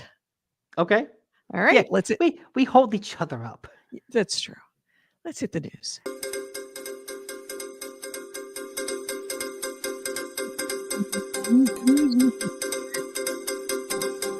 And Nick DiNicola. And our first item is this is actually relatively breaking news because it just came out yesterday. Henry Cavill is going to leave The Witcher. Yes, I saw that. They're going to have a new Witcher. Well, it's not it's a new actor, but he's playing the same character. Yeah, no. Yeah, it's like, yes. But what's also weird is he's He's filming season 3 currently. Season 3 is not out yet. The Wither. Oh, I missed the C. It's all right. I'll fix it. He's in season 3. Uh-huh. He's left for season 4, so he won't be in season 4. But they made this announcement before season 3 is even out. Right. Well, they want you to get used to the idea that there's going to be that Henry Cavill's not going to be there anymore. It feels a little confusing of them saying the news of like, we're replacing Henry Cavill. Then the season is going to come out where It's Henry he's Cavill. still in it. And it's like, wait, did I hear wrong? I don't know. It's like having a new Doctor Who. They announced who the new Doctor Who is. But during the current season. But yeah, but with Doctor Who, like the new Doctor changes the tone of the show. And the thing is, this changes the tone of the show. Yeah, Henry Cavill was a very, very good Geralt, though, Mhm. and so it feels a little weird to have him leave, especially because he did a lot to shepherd the show into production. Right. Like he was like behind the show getting made in the first place, and so yeah, it feels weird to have him leave.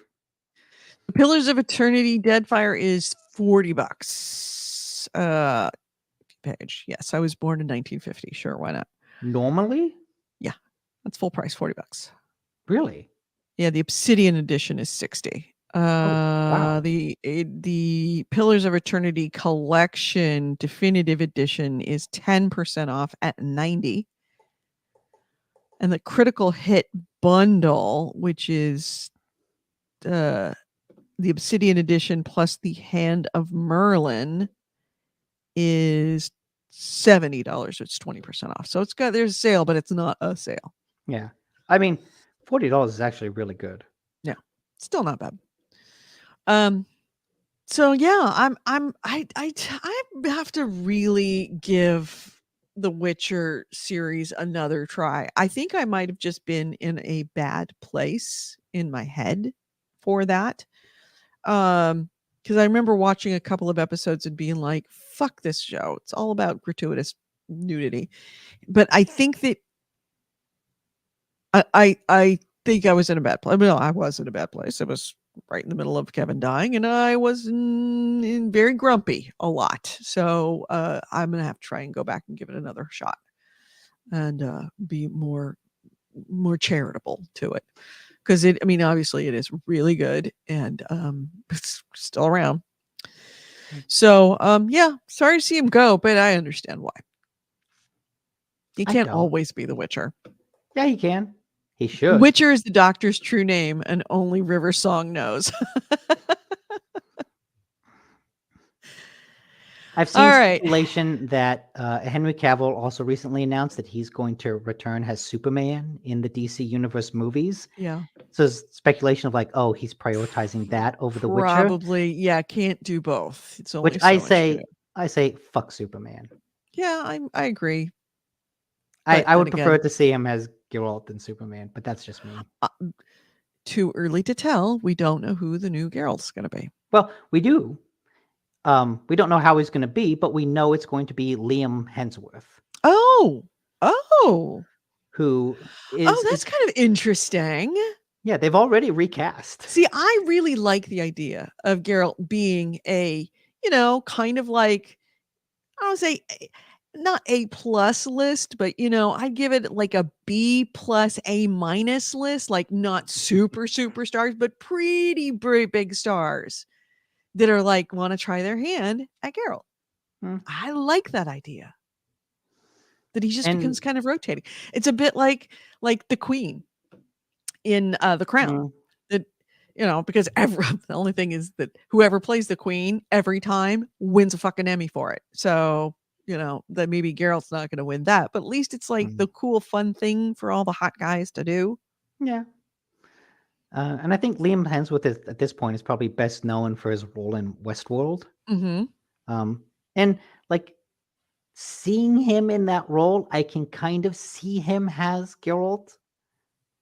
So, yep. Yeah, we'll have to see how it turns out. But at the very least, we got one more season of Cavill in the role. Yep. And I guess this is also news that hey, The Witcher's renewed for season 4. Yep. Also, let's see. They timed this perfectly. That the bad news is mixed with the kind of like nervous news with the good news.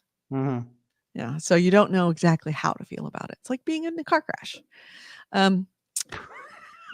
Sort of.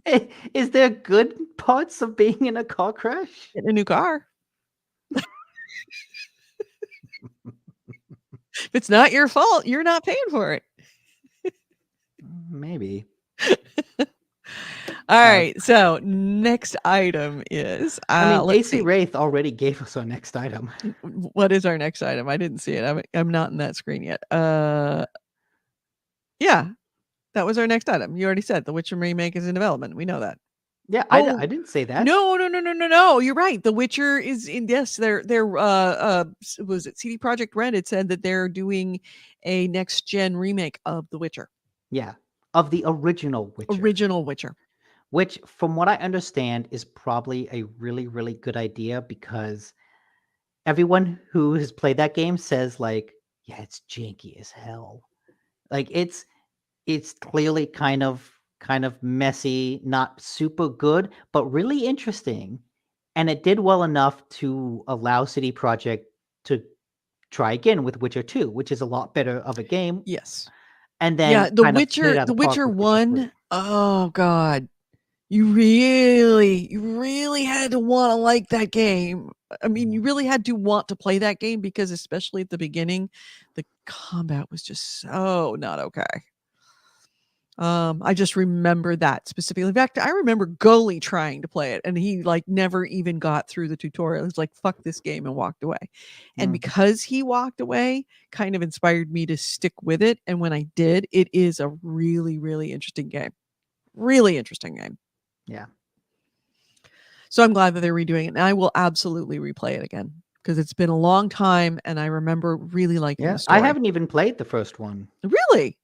I played the Assassin of Kings, the second one. Yeah, no, play the first one. It's really good. Really good. Well, it sets up a lot of the stuff that you eventually end up learning, but still it's like, seeing where things originate is really cool. AC Ray said, I've heard the first Witcher game plays a lot better if you change the camera to isometric mode. I can't remember if I did that. Interesting. I don't remember. But yeah, it was janky. Fuck. But yeah. All right. So my first item is, let's see, what is my first item? Trying to decide what's my above the fold. Okay. Yeah, above the fold. Above the fold, literally the next episode in the Bayonetta 3 shit show. Yes. Yes, we've now officially made a shit show banner for the Bayonetta 3 shit show. And this episode of the shit show happened, or at least was like made public the same day we did the last show, but in the evening. Fuck. So Helena Taylor, when we last left the shit show, previously on the shit show, is that Helena Taylor had suggested gone on a bit of a video tirade blasting Bayonetta 3 and its producer, and I can't remember, Kamiyama. Hideki something? Kamiyama, I think it is. Hideki Kamiyama. I can't remember his name. But she was the voice of Bayonetta in Bayonetta 1 and 2. She did a video saying that the reason why she wasn't back for Bayonetta 3 isn't because of the things that were said. It wasn't Konami. Who's the name of the game? Platinum Games? Yes. Platinum Games had said that she wasn't coming back because of other previous engagements that she'd had. That's not why she's not coming back. It's because they were not paying her enough, and had said that she was offered $4,000 to do the game. And the way that she made it sound was that she was offered $4,000 to do the whole game. Subsequently, investigations by a couple of different outlets, most notably Jason Schreier of Bloomberg, indicated that she was actually offered $4,000 to $5,000 per session for approximately 3 sessions to do the whole game as Bayonetta, which would have been more like $15,000, and that she was later offered $4,000 to come in as a cameo after she turned down the $15,000 offer to be Bayonetta. It since went to Jennifer Hale, who didn't know any of this shit show has happened and kind of got dragged into it. And shade was thrown by Helena Taylor at Jennifer Hale about it. So that's where we were last left, was Jason Schreier's suggestion from inside sources that she was actually offered closer to 15, turned it down, and then she would offered 4 for a cameo role. And when people had gone back to her video, though, when you actually listen to the words of her video, she doesn't say that she was offered $4,000 to voice Bayonetta. She said she was offered a ludicrously low offer. She turned it down, and then they came back with another offer that was their best final offer of $4,000, which made it sound like she was offered less than $4,000, but she was actually offered more, according to Jason. So this week in the shit show, she responded.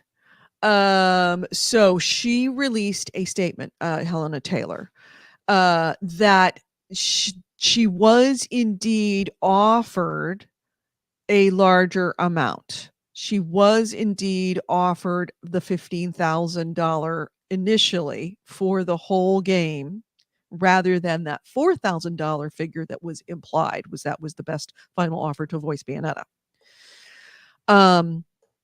She had reportedly, according to Jason Schreier's reporting, she'd asked for 6 figures.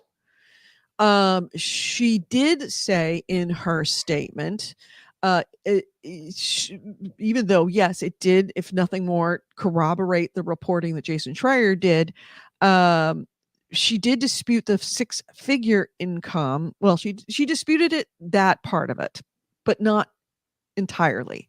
She disputed the fact that she'd heard that she'd asked for $250,000. And she said that's not true. But that was a number that was never mentioned by Jason Schreier. It was mentioned other places and, random comments on the internet. It was not Jason Schreier's reporting that said it was $250,000. It was just a 6-figure amount. So, and given that we have to listen to everything that she says at this point very, very carefully, if she denies that it's $250,000, that doesn't mean it wasn't a 6-figure ask. So she admits stuff. I don't say lies by omission, but sort of lies by omission. So this really isn't pushback on the inaccuracy of Jason Schreier. It is a bit of a red herring argument from her part. So this update makes for what seemed, it unfortunately has wrapped up a very legitimate issue about voiceover actors not being valued enough for their work in video games. And the problem is indeed legitimate in spite of the validity of Helena Taylor's claims. But it makes the whole argument now substantially trickier, because now she's kind of not exactly told. She hadn't lied, but she hasn't really told the truth. And purposely misleading, which right, she's misled. May as well be lying. It's a lie of omission, right? Like you said. And that does not help the legitimate issue of voiceover actors not being appreciated by and paid enough by the industry for the work that they do. Now, Helena Taylor did conclude her Twitter thread where she essentially confirmed what Jason Schreier did and then offered some pushback, but that red herring pushback. She did conclude her thread with a specific dig, a very not so shrouded dig at Jason Schreier. She wrote, quote, "There are people who are attempting to throw shade and discredit what I say. The industry is powerful. They have powerful journalists too." So I don't know if I'd call Schreier necessarily an industry journalist at all. He's not in anybody's pocket, so to speak. he's definitely reported very poorly No. on a lot of It's companies. someone who was purposely misleading, who got called out on the bullshit, and is then trying to be like, "Oh, Right. these journalists, Right. the system," Yeah, the which is system. like, Yeah. it's a good argument, but she's not the one to make it, and she's only making it because for bad reasons. Right. And then on top of that, I think she ended by saying, "Oh, if you instead of buying Bayonetta, you should donate to these other charities, one of which is an anti-abortion group," which just makes her No. even Oh no. even Is she more stupid? of the wrong person. Is she stupid? So Oh my god. basically, Helena Taylor went from like underdog fighting against the evil moneyed gaming industry to like, oh wow. She's kind of got a screw loose. She got milkshake ducked. Now, don't get me wrong. $15,000 is not enough for what she does. I agree with her, but she should not. No. No. She set back this argument, this cause by at least 3 or 4 years. Like this should have been a Me Too movement. It's as if the Me Too movement, they found out that the first person who was Me Too'd, to find out that Harvey Weinstein wasn't raping women. Like they were making it up. That's what this is right now. There was a tweet years ago, a meme about the milkshake duck that is like this encapsulated. About it's the whole internet loves milkshake duck, a lovely duck that drinks milkshakes. 5 seconds later, we regret to inform you the duck is racist. And it's just about someone who gains sudden fame only to immediately be revealed as someone flawed with terrible opinions, a shady past, something that tarnishes whatever fame they had, Right. whatever 5 seconds of fame they immediately got. And that is Helena Taylor. Yeah. It's And quickly the famous. problem is that, if the milkshake dub actually was trying to do the right thing and bring attention to an important issue, then now that issue is just destroyed. Nobody is ever going to have the conversation about this issue without Helena Taylor being case against. Even though she arguably did have a case, if she'd have just said, I was offered $15,000, that's still too low, but it's not. Yeah. Yeah. So. It was the being purposely misleading. Is the being purposely misleading. That did it. Yeah. Absolutely. If she was just straight up like, yeah, they offered me 15,000, but that's not enough. Right. That's all you need to say. What? That's all you need to say. That's all you need to say. She said Nick was a guy too. I can't believe anything she says. Oh my God. Oh yeah. Helena Taylor, just every word out of her mouth is a lie. Don't trust her. Yeah, I kind of feel sorry for her because now she's opened up a can of worms that she's going to get internet hate that I'm sure she's going to have to go into hiding. Nah, from what I understand, what I read is that she mostly doesn't do any video game voiceover work, that she's mostly a UK theater actress. So she's... How much you want to bet some fucking gaming idiots are going to show up at her next show screaming at the top of their lungs and disrupt her next show just to be assholes? Maybe. I also don't feel like most people care enough about her. AC Ray says, Helena Taylor, voice of fantasy Sarah Palin, is right wing? Who knew? Yeah. Anyway, so that's my top of the fold story. What's yours? So when Sony recently raised the price of the PlayStation 5, they got a lot of shit for it. Deservedly so. And did Phil Spencer say like, oh, we don't plan to raise prices or anything like that? Because now he's saying, oh, yeah, prices will go up for services and maybe hardware. His specific quote is, we've held price on our console. We've held price on games and our subscription. Did you not do a banner for this? No, I did. Do I have to go Yeah. back to news banners and Yeah, you find have to go this? back to news banners and find it because I'm not finding it. Boom. Why do I not see it on mine? I don't Oh, know. because it's all the way at the bottom. All right. That's why. I cannot order these things. You gotta look. I did. I did. Look with your eyes. I did. Anyways, he has said we've held price on our console, we've held price on our games and our subscription. I don't think we'll be able to do that forever. I do think at some point we'll have to raise prices on certain things. Yeah, I He's was being reading that they very, lose very $100, between $100 and $200 on every Xbox. He's being very cagey, but like that's kind of the thing, right? The consoles have always been loss leaders. Yep. And the thing is that loss enough? Sony decided that it wasn't enough for PlayStation 5 and raised the price. But yeah, basically they say it's not going to be this year, but expect Game Pass to go up to $20. Right. Right. I would expect them to raise prices on the Xbox, just only after the holiday season. Yeah. Oh, yeah. This will definitely be after the holiday season. So, once again, it's like one company does something that paints it in a bad light, and it's like, oh yeah, look, Microsoft's a better company. 6 months later, they do it too. And it's like, oh, Yeah. well, you're just duking it out for who's the most user unfriendly. I remember we would go to E3 and people would be like, all right, who won? Xbox or Sony? And people would be like, it's not a competition. It's not, I think it is so juvenile to say who won E3. Thing is, it's not. They fucking are in competition.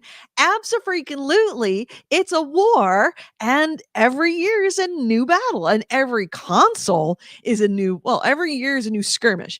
Every year is a new major battle. So let's call it what it is. It's a fucking war. There is a console war. Don't let anyone tell you there isn't. I mean, it's not. What was it? What are they calling the Ukrainian war in Russia? The something action. That's the term that Putin uses for it. You can't call it a war. It's a military action. This is a military action. Something.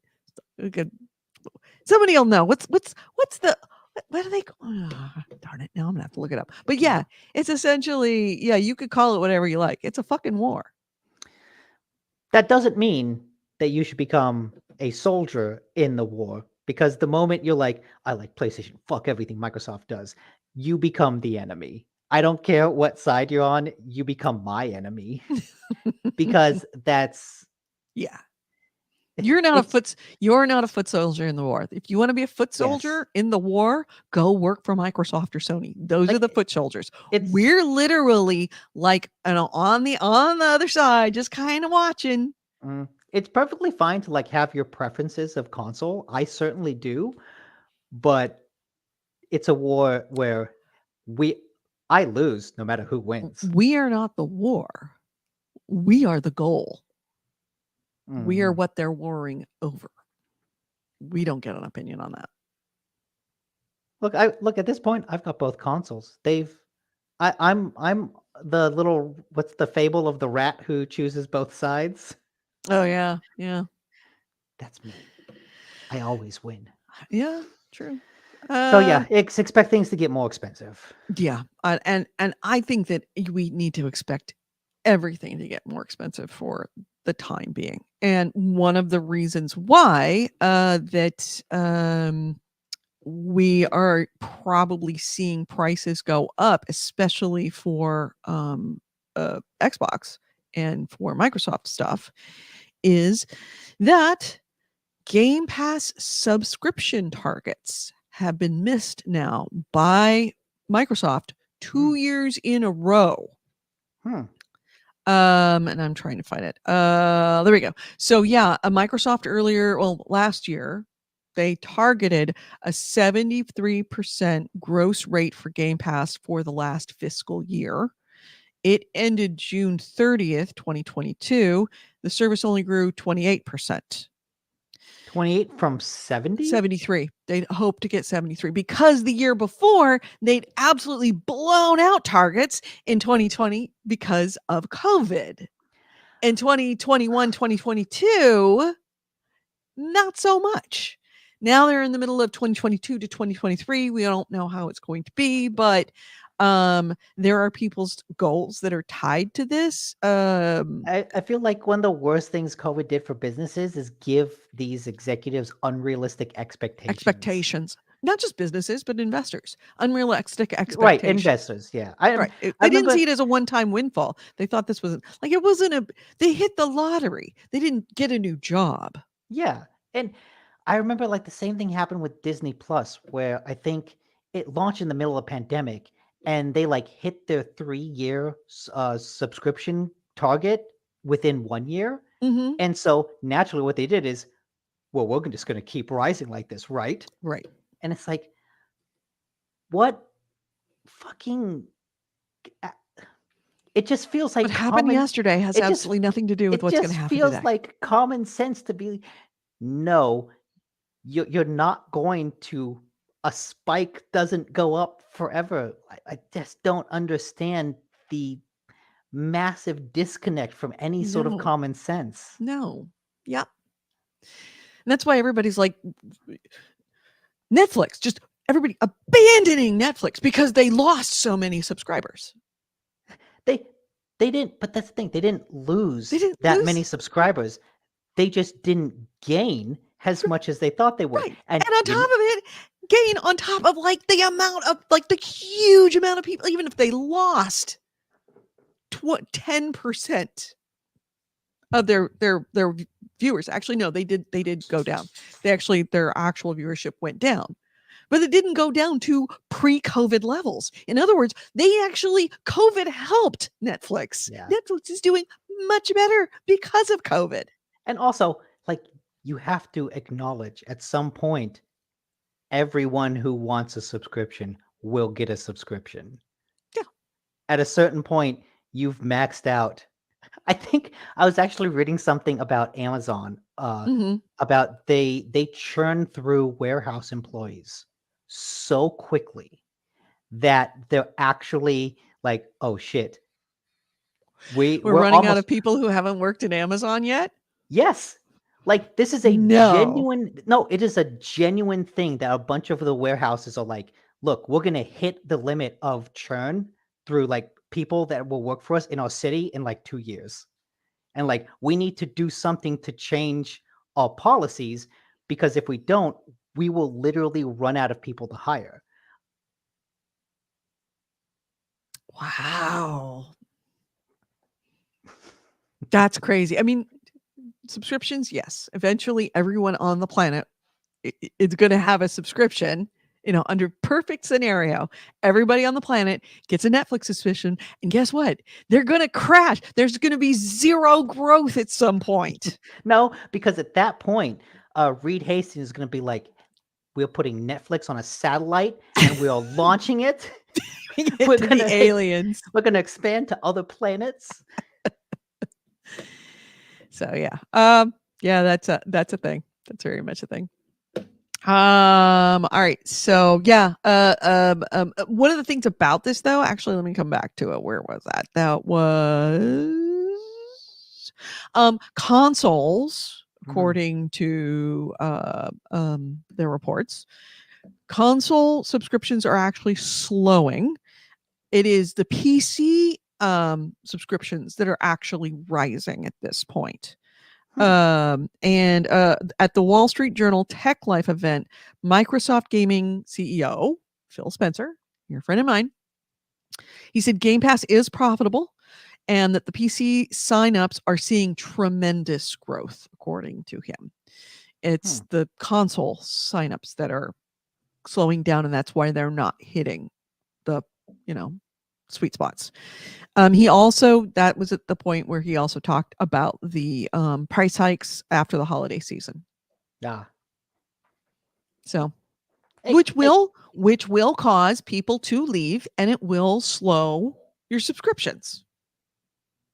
You have to look at profits. You have to look at the profits, not at the subscription numbers. It's what happens when Yeah. stupid people invest who don't know how to fucking read a balance sheet. And I blame that, honestly, on the tech boom.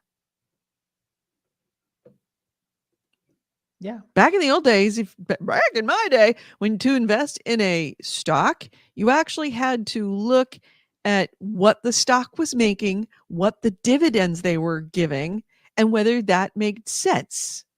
And if it was a genuine business. Now it's like, oh, well, what's the stock trading at? Okay, I'll just buy it because it's going to go up, because it's not.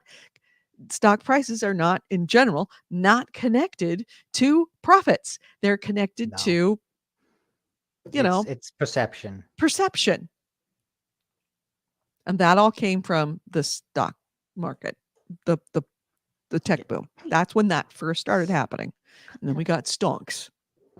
We took the next step where it's like, oh, we're just actually going to manipulate the stock market. We're not playing the stock. We're playing the market. Mhm. Anyway. All right. So next item. This is just kind of a neat, fun historical story. So when Diablo 3 launched, it launched with the real money auction house, which a lot of people didn't like. And there's a story in Kotaku about sort of the perception of it, not the history of it. So quickly after it launched, people didn't like it. And even before then, the developers didn't like it. And almost like a couple months after the game launched, we're I thinking, can't find this one either. we need to get it out. Okay, let me go to banners. Let's see. Okay, this one I probably didn't put it. Okay, all right, there we go. Okay. So you just keep talking. I'll make the banner. So yeah, the real money auction house was unpopular from the start. And almost from the start, the developers were looking to get rid of it. The problem that ran into in getting rid of the real money auction house is that because it was a feature advertised on the box, their legal team was like, no, Yeah, we're not. We're you gonna can't get rid of it. You can't get rid of it because that's what we're advertising. We're advertising it. You got to keep it around. You got to keep it around. You can't get rid of it. And so that's why, even though no one liked it from the beginning, They had to keep it. they kept it around way longer than anyone else wanted to, because legal was like, look, we know no one likes it, but we can't give people the possibility, the option of being sued. Right. Yeah, it's absolutely true. And I think we talked about how having boxes are dangerous. Like it costs money to rebox stuff.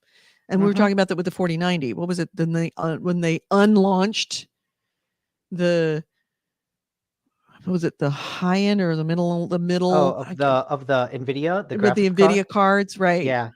And it's like the boxes are already made. They're on they're on their own shelves. They just haven't shipped them. And they can't, if they're going to retweak them, like I think that's what it was, is they were going to retweak them. And if they're going to retweak them, then they've got to change the box art, and they also have to change the branding on the actual card, because it will say one thing on the outside of the card and it won't be that on the inside. And you open stuff up to being for fraud on like eBay, reseller fraud. Yeah. Box art is important. And so in that story, this came from a panel at the Portland Retro Gaming Expo. It also apparently did not make Blizzard that much money. He said that he would be this 4080 12 gig. Thank you. This was the former Blizzard developers talking about Diablo. And the guy said, I would be surprised if it made more than $10 to $15 million in total, which is not that much, especially in today's era of like microtransactions. So no one liked it, didn't make much money, but they were just saddled with this anchor of a feature because someone put it on the box. Yeah. Be careful what you put on the box. Yeah. Be real careful. So thank you for mentioning that. the 4080 12 gig.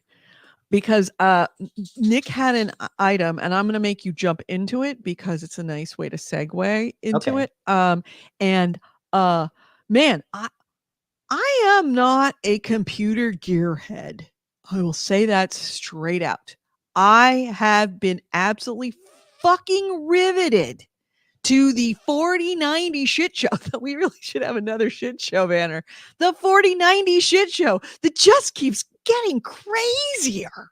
Mm-hmm. The latest being, and I was watching even before the well, bottom line. You talk about what it is, and then we will go back into the history of it.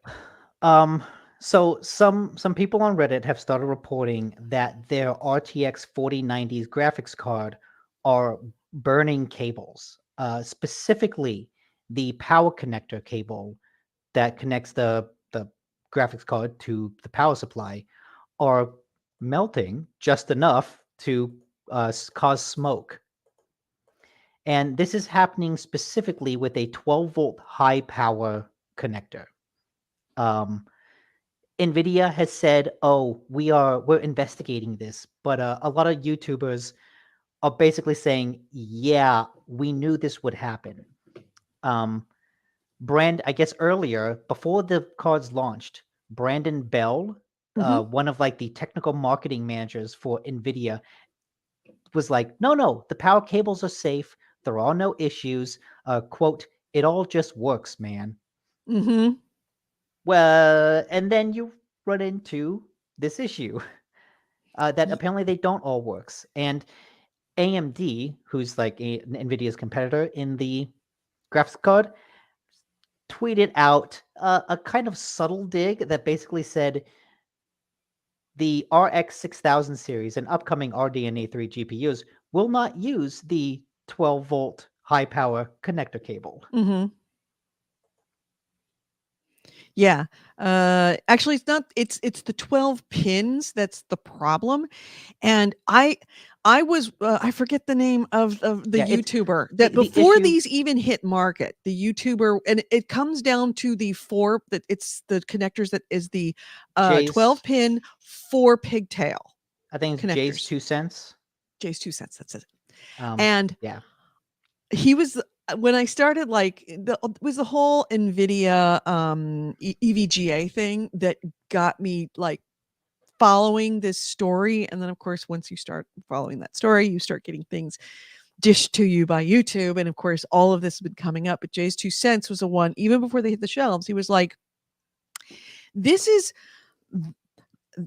because of the way that these connectors are built, because there's like sensing, they're smart connectors, that these have a possibility of melting, and I see this being an issue.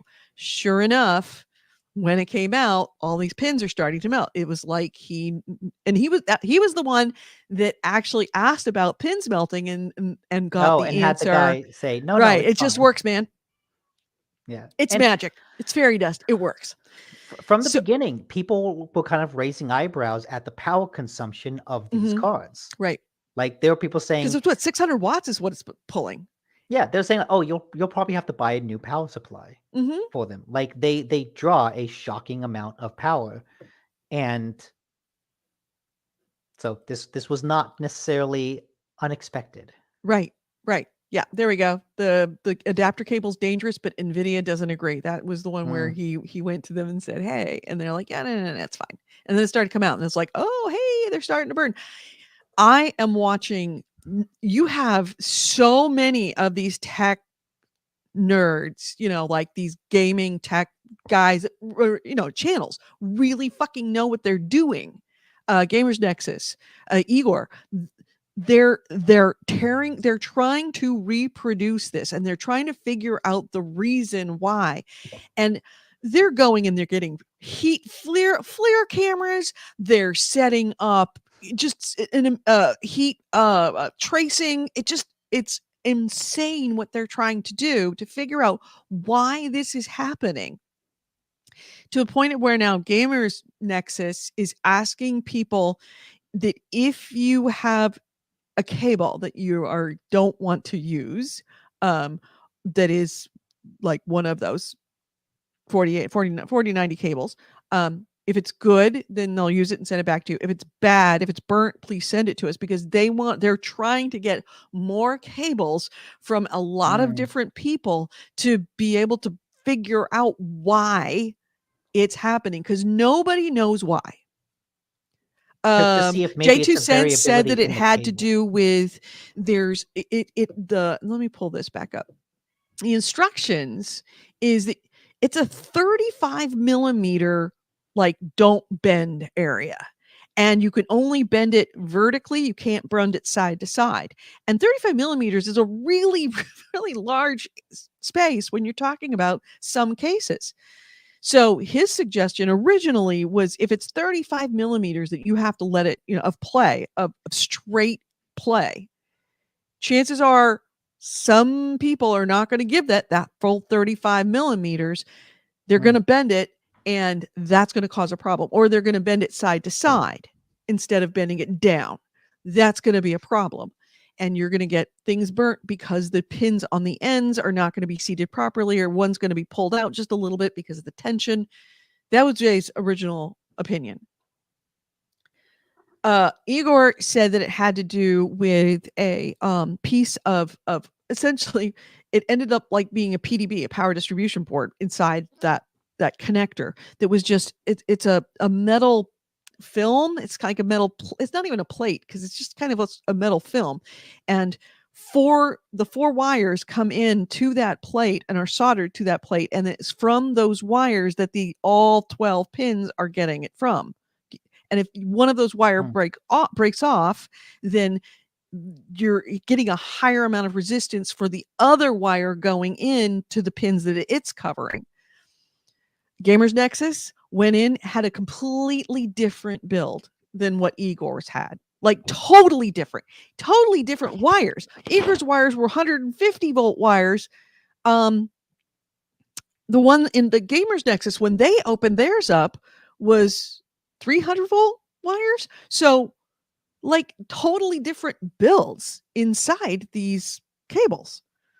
So that's why nobody really knows why this is happening, but you have all of these YouTubers and, kind of experts kind of going through trying to figure out why it's happening and what's making it happen. But it's clearly happening to more than just one or two people. There's actually a thread. Or if it's even multiple reasons why it's happening. Is it not seated properly? Is it poor solder? Is it a technical error? solderings? Is it a user error? Is it right? Well, I mean, it's one is going to be a production error. One of them is going to be a design error. But bottom line is that it's like the big mystery, and everybody's trying to solve it. And I am there for it. I am glued to YouTube, even though I barely understand a lot of this stuff. Actually, the thing that makes me understand it more was working on drones. Like, when I saw that film, I'm like, oh, it's a PDB. I know those. Okay. That was Kevin's big idea on the great idea for a really good PDB. And that's what he used to do, is he would just electrify a plate. And that was his power distribution board to all four motors. So I understand the concepts. But I mean, I'm not a techie by a long shot, but I am totally there for the drama.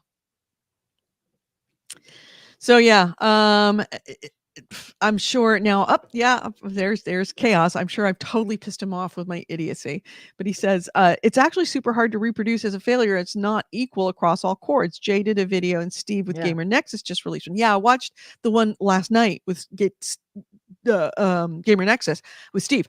It took them almost 48 hours straight of testing on multiple different ways, and they never got one to burn. And on top of that, the ones that they opened were completely different than Igor's. So nobody knows. It's definitely happening, and no one knows why. And it's not happening to everybody, and no one knows why. Gamers Nexus is even willing to buy melted 4090s that failed at retail Yeah, they said that they would do that, but they said they can't do a lot of them because it's very expensive. But Yeah. if you have a melted 4090, the actual card, they'll take the card. But they definitely want all of they made a major call, and if you have a burnt a melted 4090 cable, go to their most recent uh YouTube video. Is that the one, testing burning NVIDIA? I think that's what that is right there.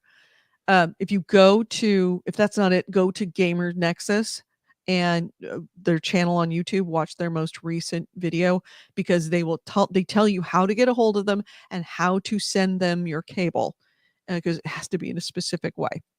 But they're on the warpath to actually like figure this out, and the best way to do it is by having a lot of fucking cables. So I did not see this in one of the articles. Is Nvidia offering like a refund or a replacement?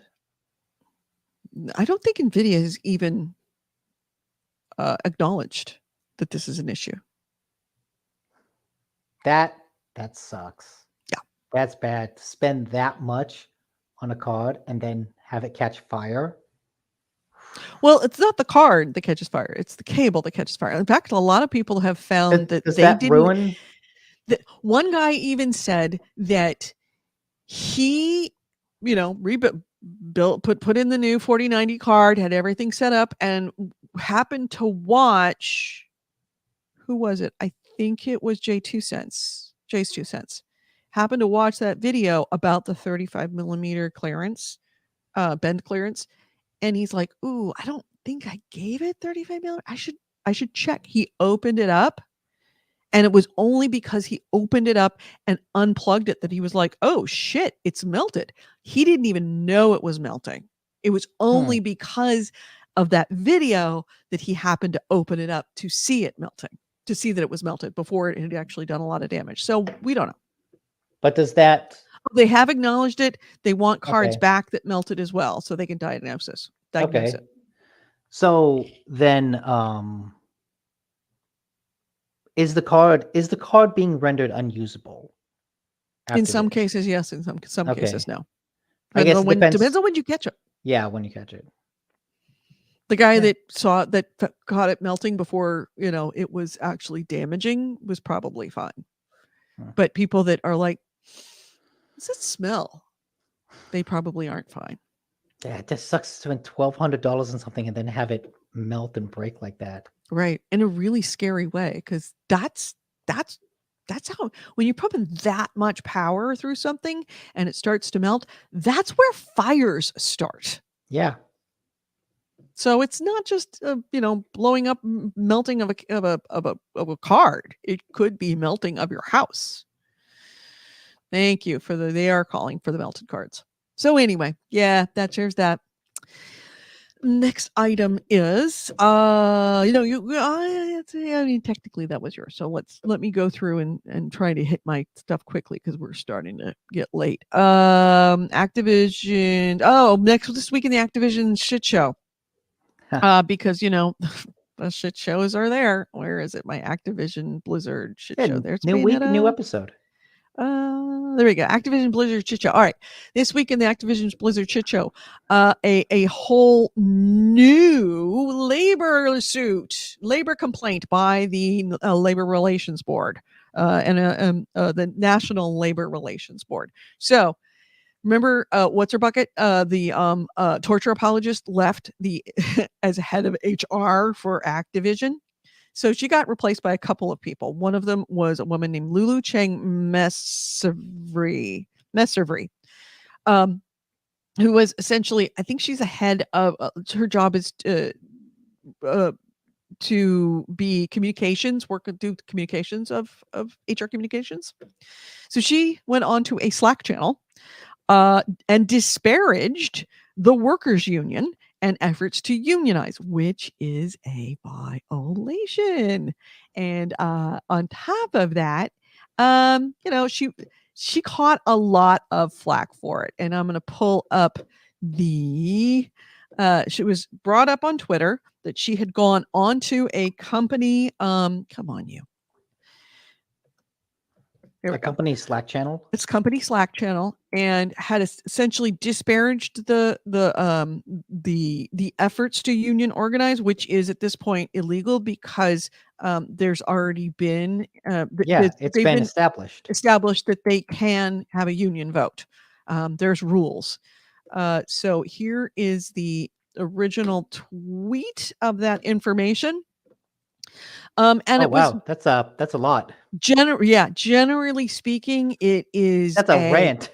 That's not yeah, a it mess. wasn't really a rant. I mean, it is an official, like a comment that sounds very official, but of course, hitting the same anti-union dialogue of we respect fully the NLRB process, but we disagree that a handful of employees should get to decide for everyone else on the future of the entire Albany-based Diablo team.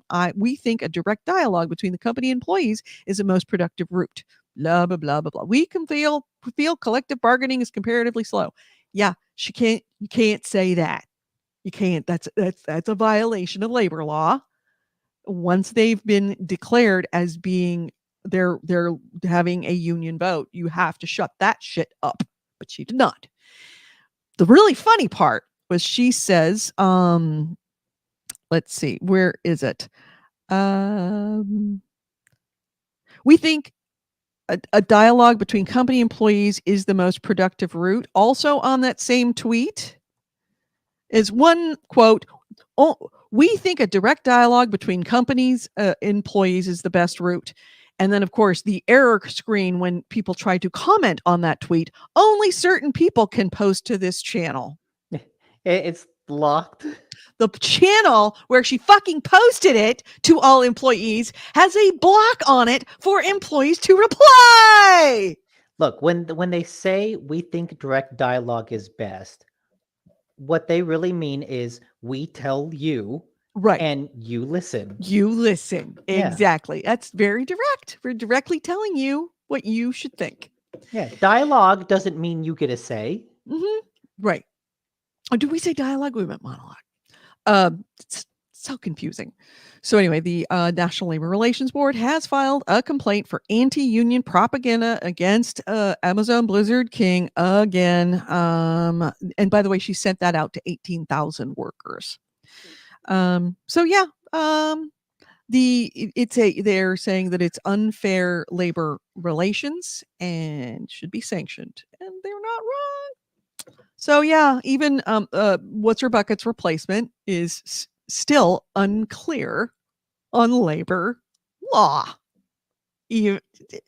How do they find these people? How do they find them? Really? I mean, honestly, they're probably a dime a dozen. Do they just go and it's like, okay, who's the latest right-wing asshole? Oh yeah, we'll hire them. Do you know anything about HR? Perfect. You don't need it. Just sit there and write some stuff. So yeah. It caught a ton of flack on Twitter. Yeah, a lot of people. Yeah, deservedly. Yeah. Chapter 1, the power of love. Chapter 2, the power of violence. Yeah. So people are saying, yeah, she says that she wanted to choose love, but then chose violence with that quote.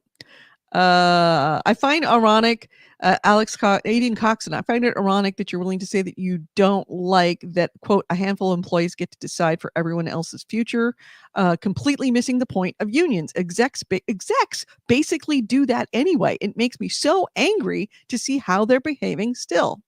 Mm-hmm. I can't think of one direct line of communication with corporate leadership that even exists at that company for them to tout that option. That's a really Every good point. company-wide channel or avenue that companies try to use to speak up gets shut down so quickly, it's disgusting. So yeah, it's caught a lot of heat, but it's the latest complaint about Activision Blizzard not being competent at their jobs. Yeah. Next. So, okay. In lighter news, Please. I just have light stuff left. Amazon and Bethesda have been working on a Fallout TV show, and they have teased that Fallout TV show with a single screenshot that looks like kind of nothing.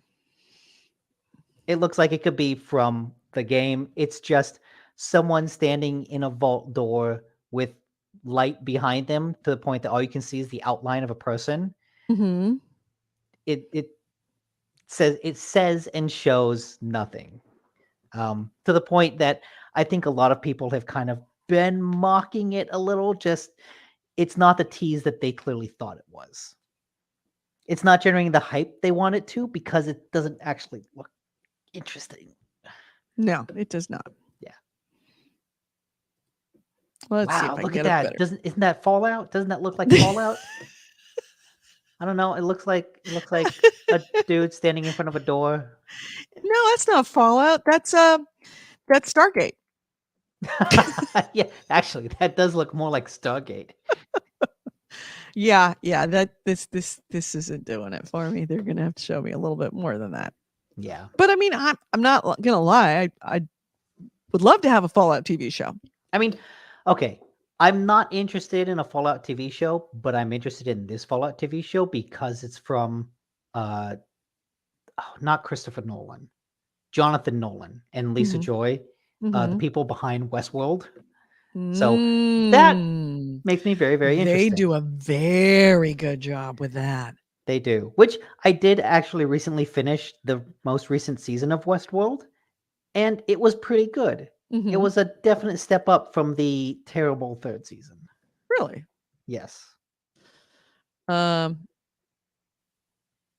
Yeah, I haven't watched. It's another one of those shows that was a Kevin show that I'm gonna have to. Kevin loved God, he loved Westworld.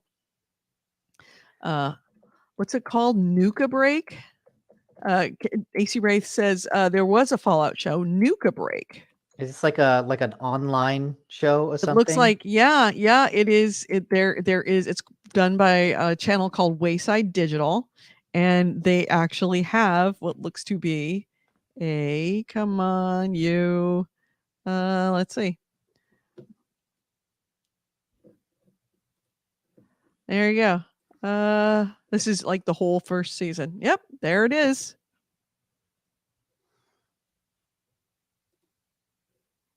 Yeah, it looks like money given to a YouTube channel to make what's basically a short film advertisement. Yeah, but I mean, it's obviously there's episodes. Like it's like the same thing with the Viva the Dirt League, where they have seasons of shows. Mm-hmm. So yeah, I'm gonna have to watch that.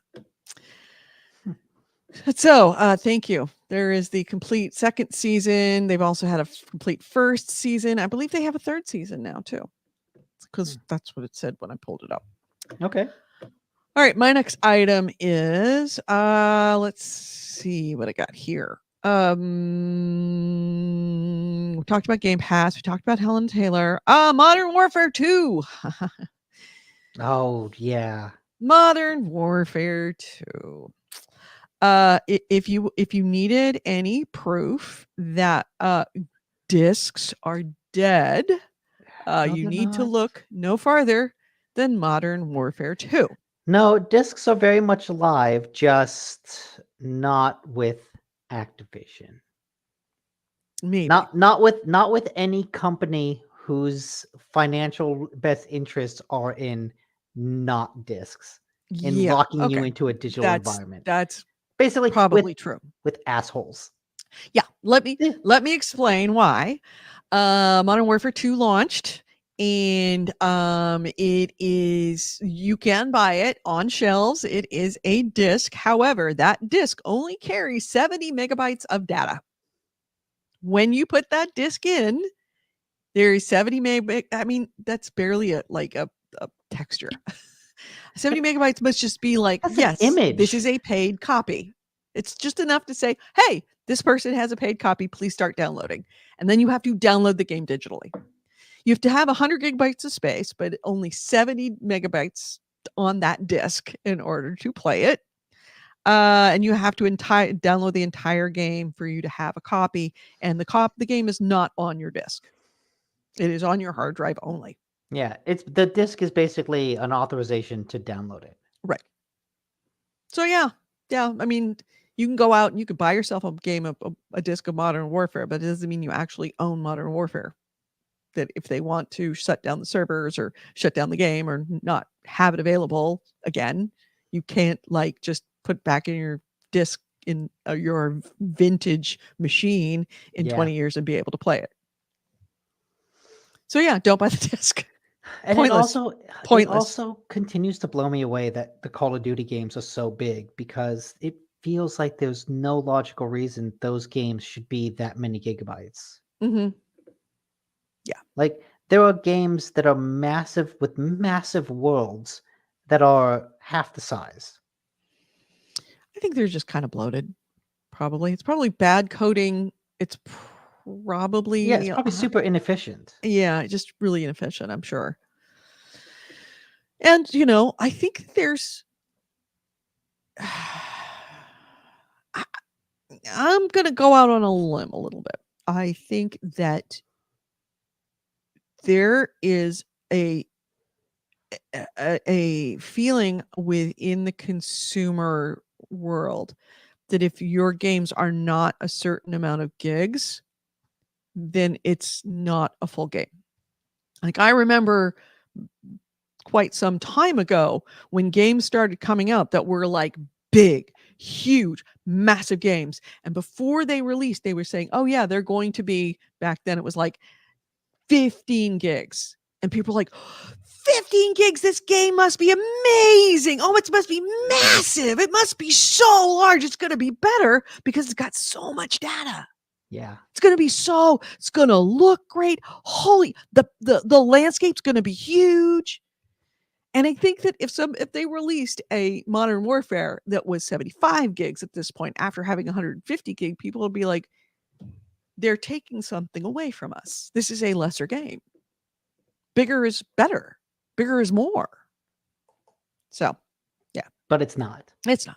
I mean, God, you just look at something. I was just looking it up, and apparently God of War Ragnarok will be about 90 gigabytes. And I guarantee you that game is longer and has more content in it, more textures, more environments than the Call of Duty campaign and all the multiplayer maps. Yep. So, like, I just don't understand what is in it that's taking up all that space.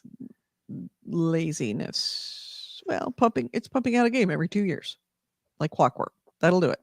It's probably a very bloated wireframe, and then they just keep iterating on top of that wireframe, and eventually you're going to get a bloat. So anyway, my next item is PlayStation games. Microsoft and PlayStation games for November. Oh yeah.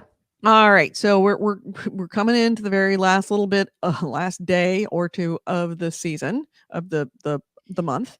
Let's see. November's games with gold are going on Xbox are going to be Praetorians HD Remaster, which is a real-time strategy game set in the era of the Roman Empire, where your goal is to become emperor.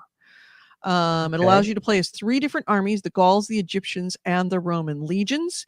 It's got 20 campaign missions across 3 different lands.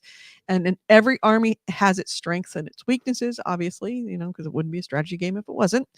The game is going to be available the entire month from November 1st through 30th. I am going to pick that up. Other game is going to be Dead End Job.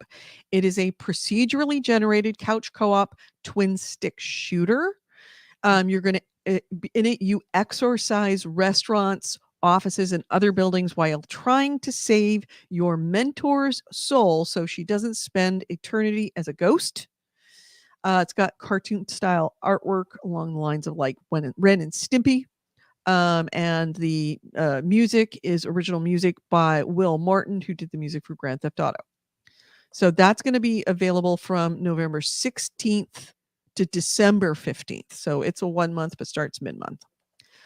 PlayStation Plus free games. Not confirmed, but rumored by a source that has been pretty good in the past, has had some mistakes, but in general been pretty good in the past about being correct about the games coming up for the next month. This is a leaker called Bill Kuhn. And he's got a pretty good history of accuracy when it comes to PlayStation Plus free games. He says, or she, Neo 2. Okay.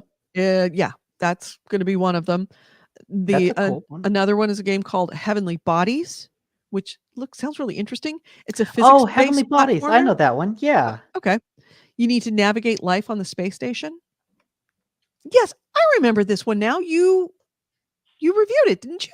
Yeah, I played it. Yes, I remember. It was Yeah. goofy. Yeah. So Heavenly Bodies is going to be the next one. And Goofy fun. also Lego Harry Potter collection, which is, of course, Harry Potter Lego. It's the movie done Lego style.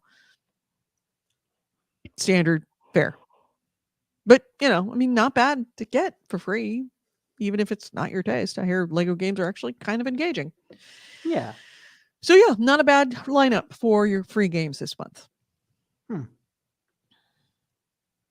Oh, it says no need for rumors. It's official on the Sony blog. Okay, good. Because when I wrote that down on my notes, it was not a rumor. I mean, it was just still a rumor. Yeah. So, what's next? There was some talk about Genshin Impact and Microsoft because Genshin Impact is not actually available on Xbox. Mm-hmm. It's available on PlayStation and PC and mobile, but not Xbox. And apparently, way back before the game launched, Microsoft was in talks with the developer to make it an Xbox console exclusive. Mm-hmm. But obviously, they couldn't come to an agreement, and whatever agreement they didn't come to resulted in the game just not coming out for the console. Right. Genshin Impact then went on to become quite a big moneymaker, bit of a phenomenon. And so that has reportedly gotten Microsoft courting Chinese developers specifically in order to kind of catch the next Genshin Impact before it becomes a phenomenon. Mm-hmm. Cool. It's kind of an interesting story that, the one that got away. Yeah. The one that got away, and now they're like, oh shit, we need to catch the next one. Yeah. That never turns out well. Never. That's when you make your biggest mistakes, trying to throw good money after that. Well, trying to make the next one. So let's see. Do I have anything else? Yeah, I do have one other story that is Halloween related. You have heard of V Rising, obviously. I'm sure, right? Yeah, the vampire one. Right. It is. Nancy, I can't even spell right on mine. Yeah, it is the vampire one where you play a weakened vampire who's just waking up from sleep, and it's a big multiplayer game. It was in early access. In fact, it was very successful. Sold like 1 million copies the first day that it was available, and has subsequently sold another 1 million copies in the first 30 days that it was available. A lot of people are very happy with it. I have tons of people on my game friends list on Steam I see playing it. It is free to play right now. Started yesterday, will end on Halloween night. So it's free to play on Steam, and you can live out your vampire fantasies. It is from Stunlock Studios. Sorry. It is an open world vampire game. And yeah, I'm kind of sorry. I'm going out to look at the, photograph the stars tonight, because I would have loved to download it and play it tonight. but yeah, the servers have up to 50 players. You start out as that weakened vampire that you're just waking up from being asleep, and you need to hunt to regain your strength. And then you also have to hide from the sun, and then try to build out and rebuild your castle. It's kind of cool. So yeah, it's Castlevania. Castlevania without the side scrolling. Yeah, exactly. It's like the Castlevania story, but it's open world. So yeah, feel free to jump on Steam and get it now this weekend. Cool. Next item. That's all I got. All right, that's all I got too. So any other thoughts before we close out the show? I'm sorry that we're going to cut it short because it is 4:45 here where I am. I have to go walk the dogs. I have to go change into warm clothes. I have to eat something because I haven't had breakfast yet. And then I got to drive an hour and a half to be up in Sonoma in the dark. In I think what time do they want to meet? I'm gonna have to look at this. They just got an email from them. They want to meet. They're going to be around there. They're arriving now, so I'm probably going to be there. I'm going to have to email them and say it's going to be around 7:30 when I get there. So I will see you all next week. Don't forget. Yes. Hopefully, I will talk to Nick on earlier this week. So look at Twitch for the schedule. We may be playing Think About the Children or some other game either Wednesday or Thursday. I'll keep you posted. Am I taking the motorcycle? No, I don't own a motorcycle. And I'm not taking all my equipment on a motorcycle. It's going to be a trunk, like hatchback full of crazy ass equipment to photograph stars. See you all next week, everyone. Have a great one. Oh, no. I've got to run sorry, I'm trying to get out of here so fast. Let's do let's close this out.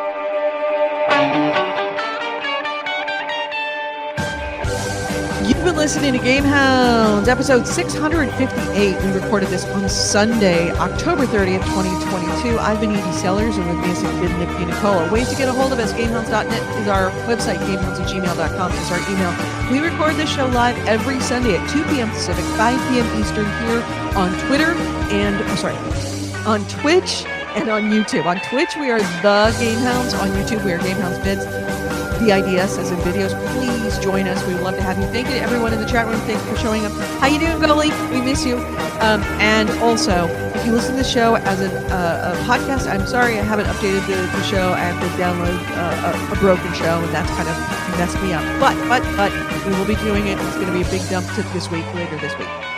But it is on YouTube. It is on iTunes, on Google Play, on Audible, anywhere you listen to podcasts, that's where we are. Please join us next week. I hope to see you then. If not, I hope you have a very safe Halloween. And have a good one. Take care, everyone. Bye-bye. Happy Halloween.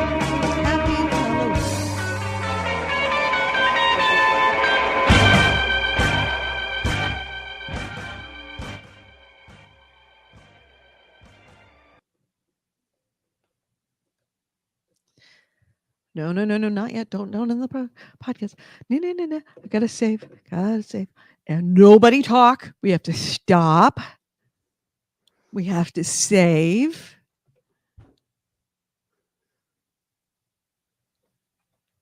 Man, I don't know what's going on my computer. It is just not a happy camper these days. I'm knocking on this wood. Yeah, I mean, it normally doesn't have this problem. GH episode. What is it? 658 raw.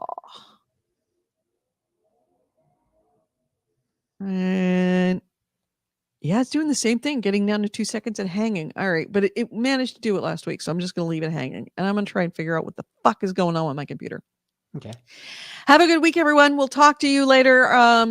Watch the Discord and everything. See you later, everyone. Bye. Bye.